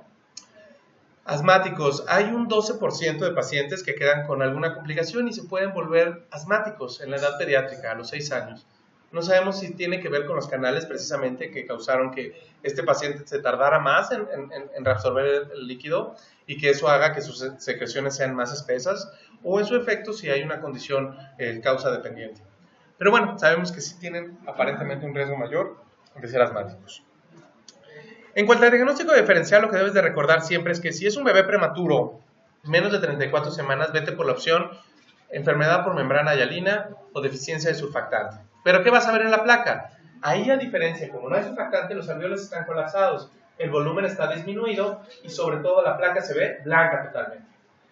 La cardiopatía congénita se puede manifestar en un inicio como una dificultad respiratoria asociada a taquipnea. ¿Cuál es la forma en la que tú lo vas a poder diferenciar? 3 tips. Número 1, ¿sopla o no sopla? Lógico, ¿no? Número 2, saturación preductal versus postductal. Si yo tengo una saturación preductal alta, pero una postductal baja, ¿qué significa? Que hay un cortocircuito importante, ¿de acuerdo? ¿Por qué la preductal va mejor que la postductal? Porque la postductal ya va más, ya lleva flujo tanto del pulmón como de lo sistémico, pero además la mejor parte siempre se la lleva a la derecha porque es la sangre que sale dividida. Entonces una cardiopatía compleja, sobre todo, hablando de transposición de grandes vasos, esto es donde la aorta sale, de donde sale la pulmonar y viceversa, la saturación preductal va a ser menor que la postductal, pero ese es el único caso. En el resto de las cardiopatías, sobre todo de flujo dependiente del conducto, vas a tener una saturación preductal muy aumentada y una postductal muy disminuida. Por ejemplo, en una coartación aórtica postductal, ¿qué va a pasar? Va a estar estrecho el canal, sobre todo de la aorta, después del conducto, ¿y qué va a pasar? La preductal va a estar muy bien, pero la postductal va a estar mal. Y la tercera cosa, más importante aún, ¿qué pasa si yo a un paciente que es cardiópata y que tiene un cortocircuito de sangre, le pongo oxígeno? Nada. Esa es la respuesta. Exacto, yo le pongo oxígeno al 100%, lo intubo, le pongo, y la saturación no sube de 60, el cortocircuito es demasiado grande. Lo mismo pasa, por ejemplo, en una tetralogía de Fallot. Lo mismo va a pasar en una malformación de Epstein. ¿De acuerdo? Pongan atención a esos datos, sobre todo en el niño que tiene dificultad respiratoria, pero además tiene un soplo, pero además su saturación en pre y postductal no es la misma, o no mejora con oxígeno. ¿Hasta ahí vamos bien? Causas de distrés respiratorio, son un chorro. Por eso te digo, ¿cuál es la principal causa de motivo de problema en un neonato? Distrés. ¿Y cuál es la principal forma en la que te lo preguntan? Niño con distrés respiratorio. De hecho, si tú lees todas estas, ya eres neonatólogo. ¿Me explico? ¿Cuáles son las más frecuentes? Si te hablan de un niño postérmino, aspiración de meconio. Órale, si te ponen la palabra meconio verde o algo chicloso, te están diciendo este niño aspiró meconio. Si te hablan de un niño que tuvo factores de riesgo para sepsis, te están gritando esto es una neumonía. Y si te hablan de un pretérmino, te están gritando esto es una membrana hialina. Pero si te dicen que tiene 34 o 37 y que lo único que tiene es una respiración rápida, taquipnea. Le tomas una radiografía, ves sobredistendido, ves trama vascular aumentada y además derrame sisural, taquipnea. ¿Hasta ahí vamos bien? ¿Qué le voy a poner? Oxígeno, lo que él necesite. Oiga, pero va muy mal. Sí, pa. No va muy mal, lo intubo. ¿Cuánto tiempo se tarda en mejorar? 72 horas. ¿Es difícil? Pero esta es la más fácil de todas, de saber. Se trata de un paciente de 15 horas de vida. El paciente nació vía cesárea a las 35 semanas. Se administraron maduradores a la madre y debido al trabajo de parto distóxico con ruptura de membranas de 12 horas, tuvo que ser intervenida. A la exploración física se observó taquipnea de 101, signos moderados de dificultad respiratoria. ¿Ya sabemos qué tiene el paciente? No sabemos qué tiene, solo sabemos que tiene dificultad respiratoria y que tiene 15 horas. Considerando un probable diagnóstico clínico realizado, ¿cuál de los siguientes diagnósticos diferenciales es menos probable encontrar? Menos probable encontrar. ¿Quién levanta su mano y dice yo me pienso equivocar? No me importa, no le tengo miedo. A ver, allá hay también atrás. Allá atrás, mira, creo que hay. ¿Sí? ¿Quién no le tiene miedo a su ego? Muy mal. Lee de nuevo la pregunta, porque quiero que veas cuál es la palabra clave que no estás viendo.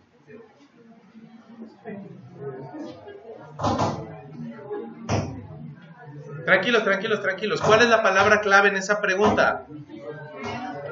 Menos. ¿Sí soy yo? Si tú te están diciendo cuál es menos probable, no significa cuál no es probable. Significa cuál es menos probable. Y el que menos probable es una neumonía neonatal hospitalaria. ¿Cuánto tiempo tiene que pasar para decir que la pescó en el hospital? 72 horas. ¿De acuerdo? Oiga, pero entonces puede ser una aspiración de meconio. No, tampoco, porque te están diciendo que no tuvo meconio, pero seguro no tiene 72 horas en el hospital. Y eso es lo que hace que te confundas en el ENARM. Las palabras claves en las preguntas. yo siempre les digo, si en la primera pregunta estás confundido es porque no estás leyendo bien la pregunta, ¿ok? Si la primera pregunta se te hizo muy fácil, pero la segunda, la tercera y la cuarta son difíciles, es porque la primera está mal contestada, ¿ok? No se te olvide eso. Se decide realizar radiografía de tórax. ¿Cuál dato no es probable encontrar para confirmar el diagnóstico? ¿Quién dice yo? Yo voy a hacer pedazos mi ego y si me equivoco no importa. Ay, qué orgullosos son. Se decide realizar, a ver, aquí hay una, ¿sí? Adelante. ¿Qué dato no es probable encontrar para confirmar el diagnóstico? Está mal hecha la pregunta, es una negativa doble. ¿Qué es lo que me están preguntando? ¿Cuál no espero encontrar? ¿Esperas encontrar hilio? ¿Derrame? ¿Sobredistensión? Entonces tu pregunta es fácil de contestar. ¿Va? Tengan mucho cuidado con esas palabras. De los factores de riesgo inducido para la taquipnea transitoria del recién nacido, ¿cuál es el más probable en este caso clínico? Factores de riesgo, ¿cuál es el más probable que esté asociado? ¿Quién dice yo? A ver acá.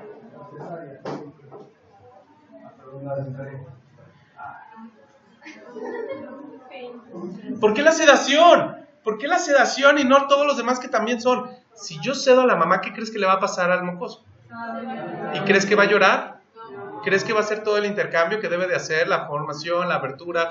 No. Es más probable que le dé taquipnea a una mamá que sedas que a una que nada más fue cesárea. ¿Estamos de acuerdo? ¿Y te acuerdas qué dijimos? La sedaron para abrirla. Pongan atención.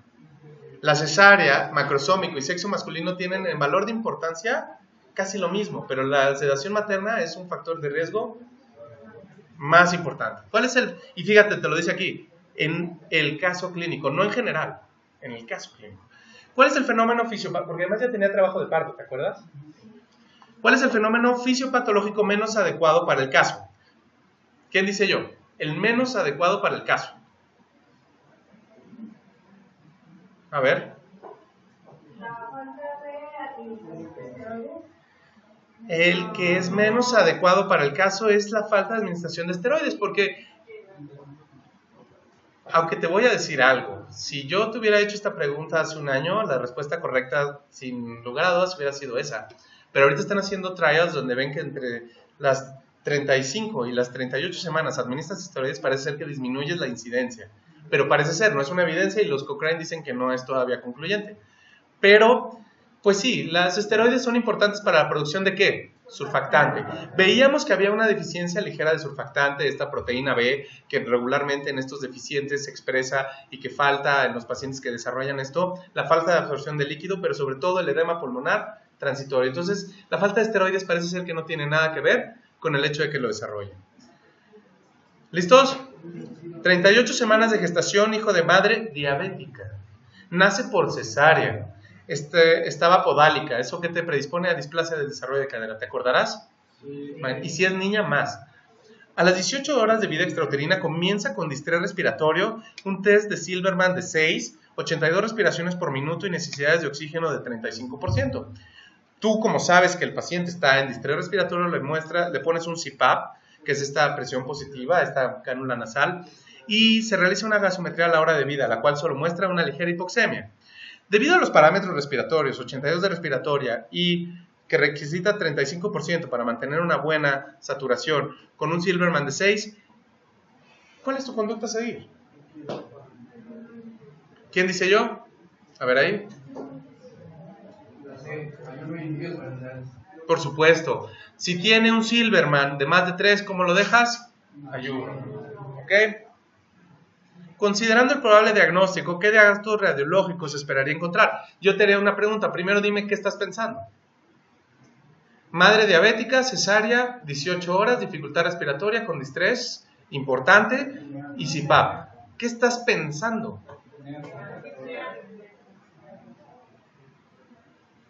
¿Quién dice yo? ¿Quién contesta esta? ¿Cuáles son los datos que esperaríamos encontrar? Pensando en una actividad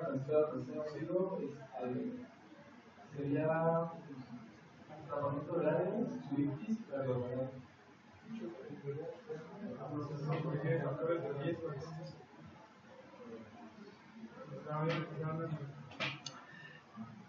¿Qué es típico? ¿Qué es típico? La retención de líquido pulmonar, y esto pon mucha atención, ¿cuándo empieza la dificultad respiratoria?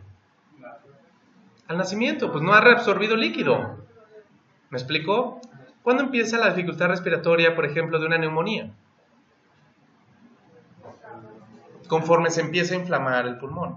¿Cuándo empieza la dificultad respiratoria de un meconio? Entre las 4 y las 18 primeras horas. ¿Por qué? Porque el meconio nada más se forma un tapón. Puedes tener tu taponcito aquí. El problema es que eso se empieza a inflamar o que eso se empiece a infectar. ¿Me explico? La dificultad respiratoria que me da de nacimiento suele ser o por déficit de surfactante o por retención de líquido pulmonar. Ni modo que retenga líquido, me esté muy bien 18 horas y después me empieza a faltar el aire. ¿Me explico? Razónalo, tenlo como un concepto. No sé lo que tenga, pero definitivamente no espero encontrar atrapamiento de aire, sisuritis y cardiomegalia. ¿Órale? ¿Por qué me fui por infiltrados en parches y atelectasias? Porque la imagen en vidrio despulido sería más de surfactante. Y normal con leve aumento de la trama vascular sería de adaptación pulmonar. Entonces, no sé lo que tenga, pero lo que tenga, seguro no espero ninguna de esas tres cosas. ¿Estamos de acuerdo? Este tipo de preguntas son las que vienen en el ENARM. Y por eso cuando tú sales del ENARM ellos no lo saben hacer, cómo me hacen un examen tan difícil, cómo se atreven, estaba mal hecho, yo soy el mejor médico. Y nos duele más el ego que aceptar que no estamos leyendo las preguntas de la manera correcta. ¿Sí me explico? Si no piensas que tiene estas tres cosas, no tendrías por qué pensar que tiene cualquiera de los tres hallazgos anteriores. Considerando el diagnóstico actual, o sea que no sabemos cuál es, el cual muestra signos de dificultad respiratoria, resultados de laboratorio normales al momento, con una FiO2 del 40%, descartando los diagnósticos diferenciales, o sea, sé que no está infectado por lo menos, sé que por lo menos no tiene algo grave, ¿cuál es la conducta a seguir? ¿Quién se anima?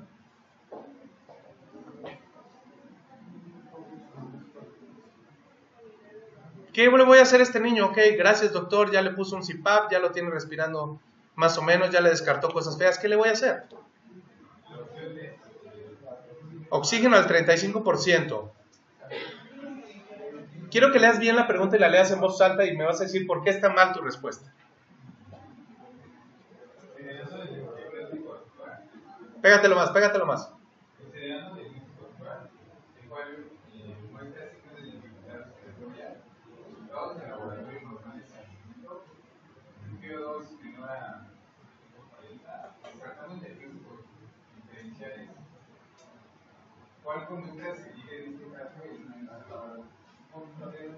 ¿Por qué le voy a bajar el casco cefálico?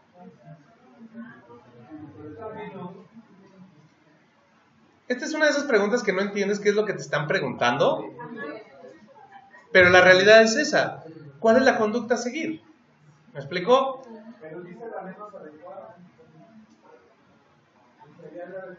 ¿Y por qué le voy a bajar el casco cefálico si tiene dificultad respiratoria? No tiene sentido. ¿Es normal que lo monitoree de los signos vitales? Pues claro. ¿Es normal que le tome gases por función cada 6 horas?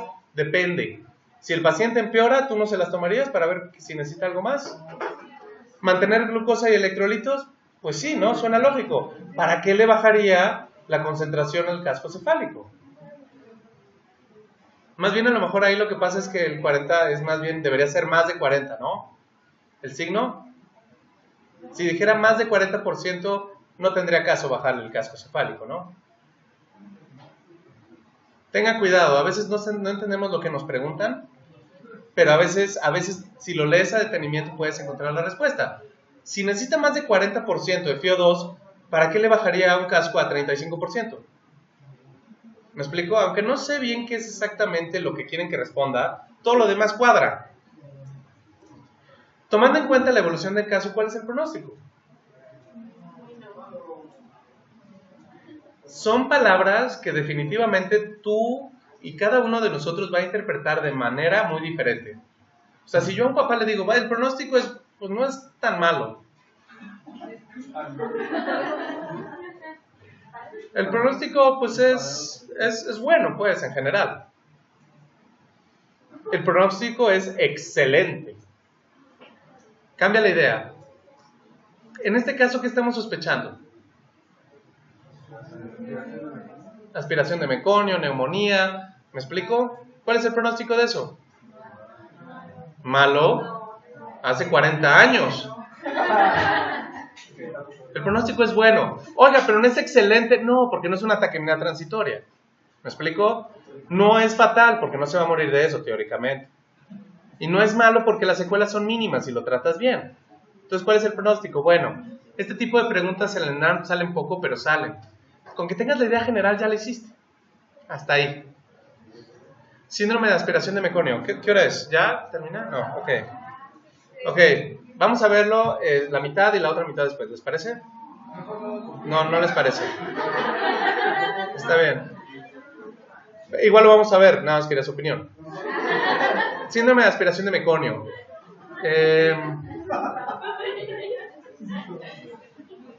Ya están cansados, lo entiendo. La verdad es que aspiración de meconio se resume en esto, es popó en la vía aérea. Y la popó en la vía aérea es un material que además de infectarse, fácilmente degrada porque tiene precisamente sales biliares que sirven para hidrolizar proteínas, sirven para saponificar grasas y sobre todo tiene suficiente material en enzimas para degradar lo que tú comes. Entonces, lo que yo te recomendaría cuando traes un paciente con aspiración de meconio es pensar en eso, popó en la vía aérea.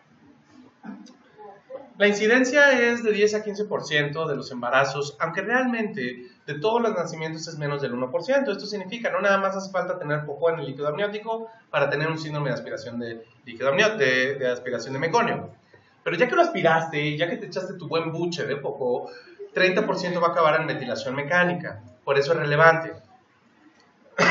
El meconio se lo puso ese nombre a Aristóteles porque veía que los bebés que nacían con estas manchas verdes amarillosos, pegajosos, pues tenía el efecto de sedar a los bebés, que era el mismo efecto que tenía el opio en los adultos. Entonces, meconium viene precisamente de parecido al opio.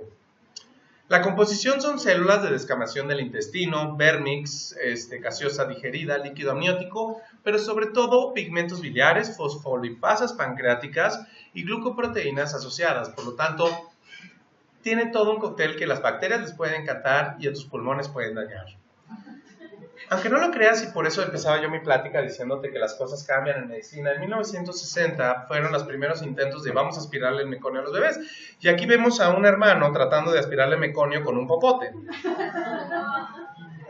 En 1970, un ginecólogo dijo, pues es muy fácil, aspiramos y todo aquel que tenga meconio, aunque sea en la muña del pie, se le mete un laringoscopio y con eso aspiramos todo riesgo de aspirar meconio. Para los 90 se convirtió en una recomendación absoluta que promovía tanto la Asociación Americana de Pediatría como la Asociación Americana del Corazón.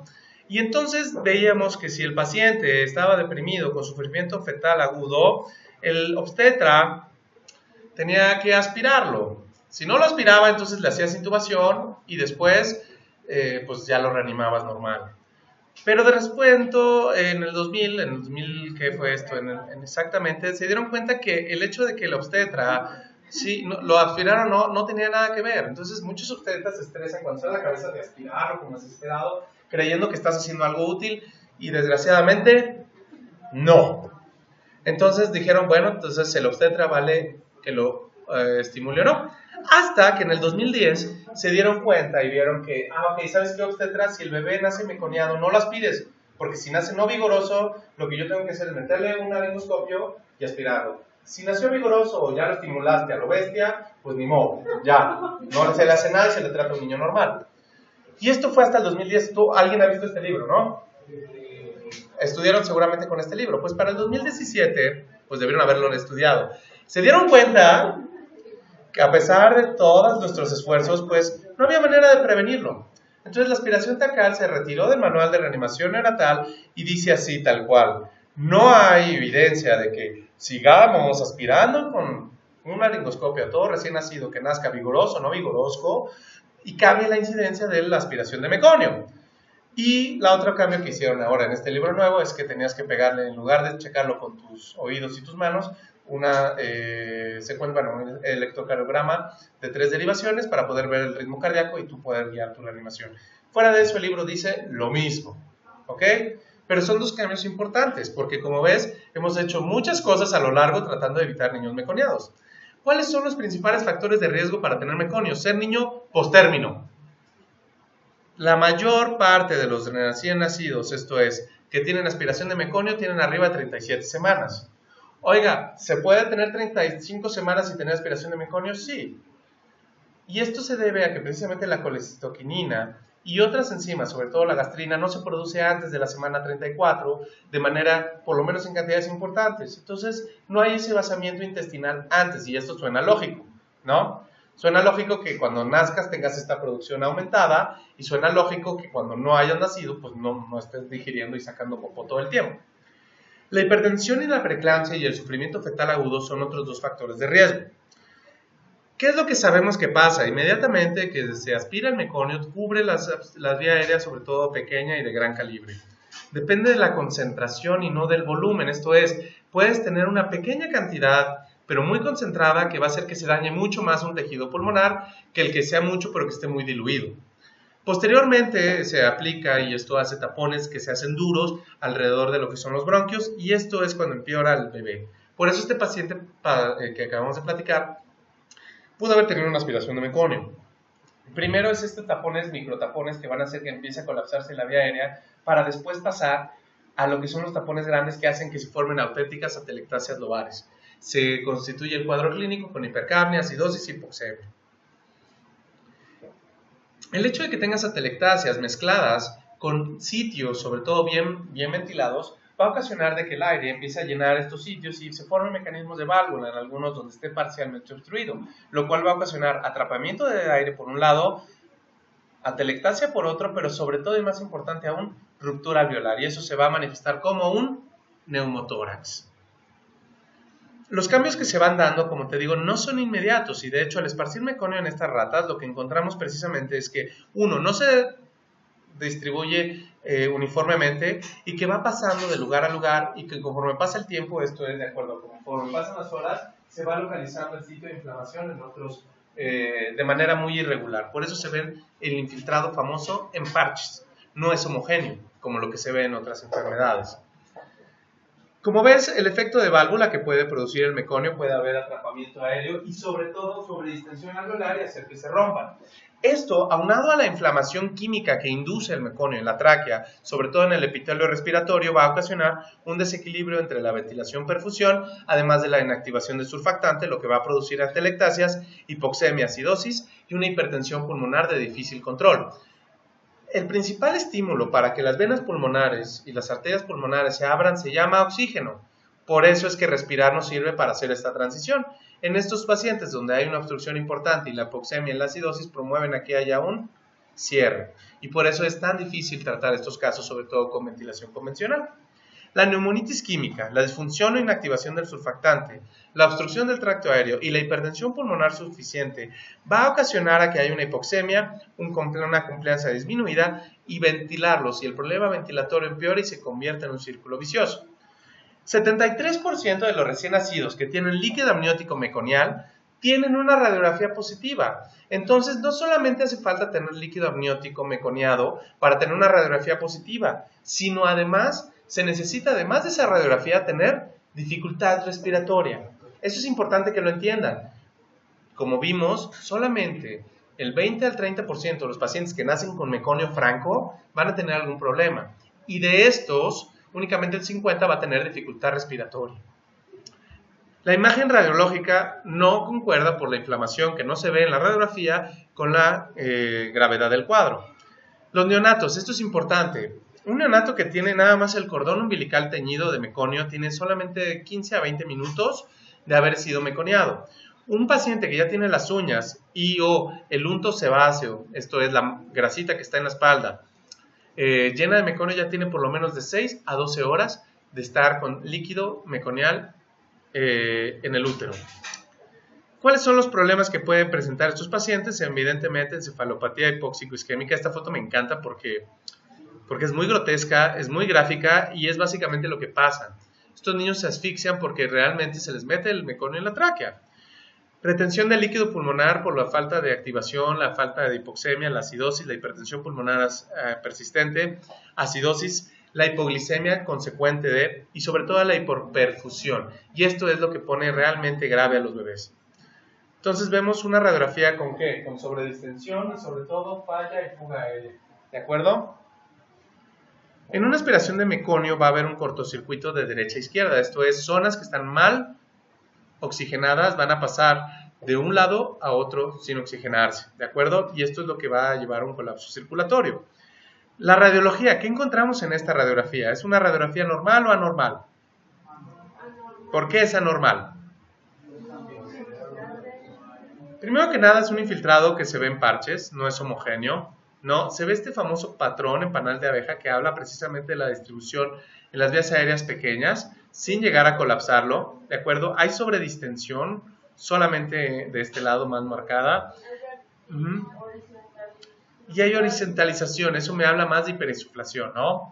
Entonces son irregulares en parches y que normalmente pueden dar este patrón en panal de abeja que se ve mucho en las intersticiales, pero que en este caso es por dilatación de unos alveolos y por atrapamiento aéreo en las vías aéreas pequeñas, ¿no? Hay de diferentes grados, diferentes formas, diferentes sabores, ¿no? Y colores. Aquí, por ejemplo, ¿qué hay? Aquí, si te fijas, esto es pulmón, ¿estás de acuerdo? ¿Y esto qué es? Es un neumotórax. Atención. Si te fijas, está prácticamente todo colapsado del lado izquierdo. Y las imágenes realmente son parcheadas, neumotórax, predisposición aquí, mira, aquí hay otro neumotórax anterior, ¿de acuerdo? Puede haber un neumomediastino como el que se ve aquí. Si te fijas cómo cruza esto, no es la carina está acá, aquí hay un neumomediastino. Y finalmente, como ves, el aire libre puede estar manifestado porque se ve muy bien esta silueta cardíaca, esto es con aire libre que sube, o en su efecto con el infiltrado en parches. ¿Sí? Ya se dan cuenta de la gravedad del problema y cuál es el problema. Porque tú, ¿qué haces cuando un bebé no lo puedes ventilar con la suficiente presión? ¿Qué haces? Le subes y esto acaba por romperlo. ¿Qué es lo que encuentran en la patología? Pues básicamente un infiltrado inflamatorio, sobre todo intersticial, múltiples eritrocitos, puede haber ruptura alveolar con hemorragias o microhemorragias.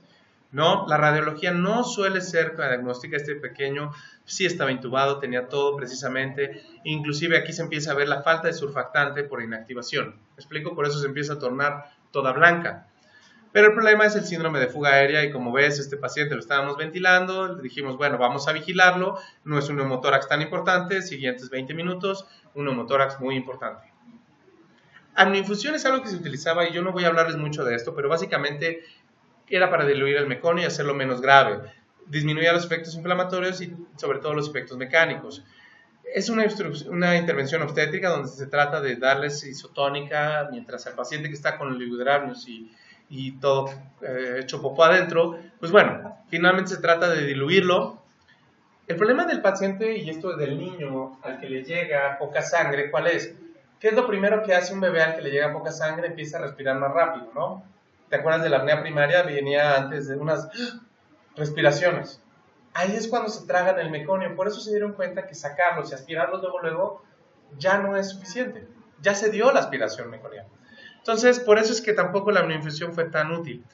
Esto es lo que dice la 6ª edición, donde si el paciente está con líquido meconial, el paciente está no vigoroso, se le da presión positiva y en caso de no respuesta se intuban. Y eso es lo que dice ahorita esta última edición. Si el paciente tú le das presión positiva y responde, ya. Si el paciente le das presión positiva y no responde, entonces sí hace la laringoscopía para tratar de sacar alguna obstrucción. ¿De acuerdo? Complicaciones de la intubación y por qué es que ya no lo haces de rutina. Porque antes cualquiera lo intentaba, pero casi nunca se lograba de manera adecuada.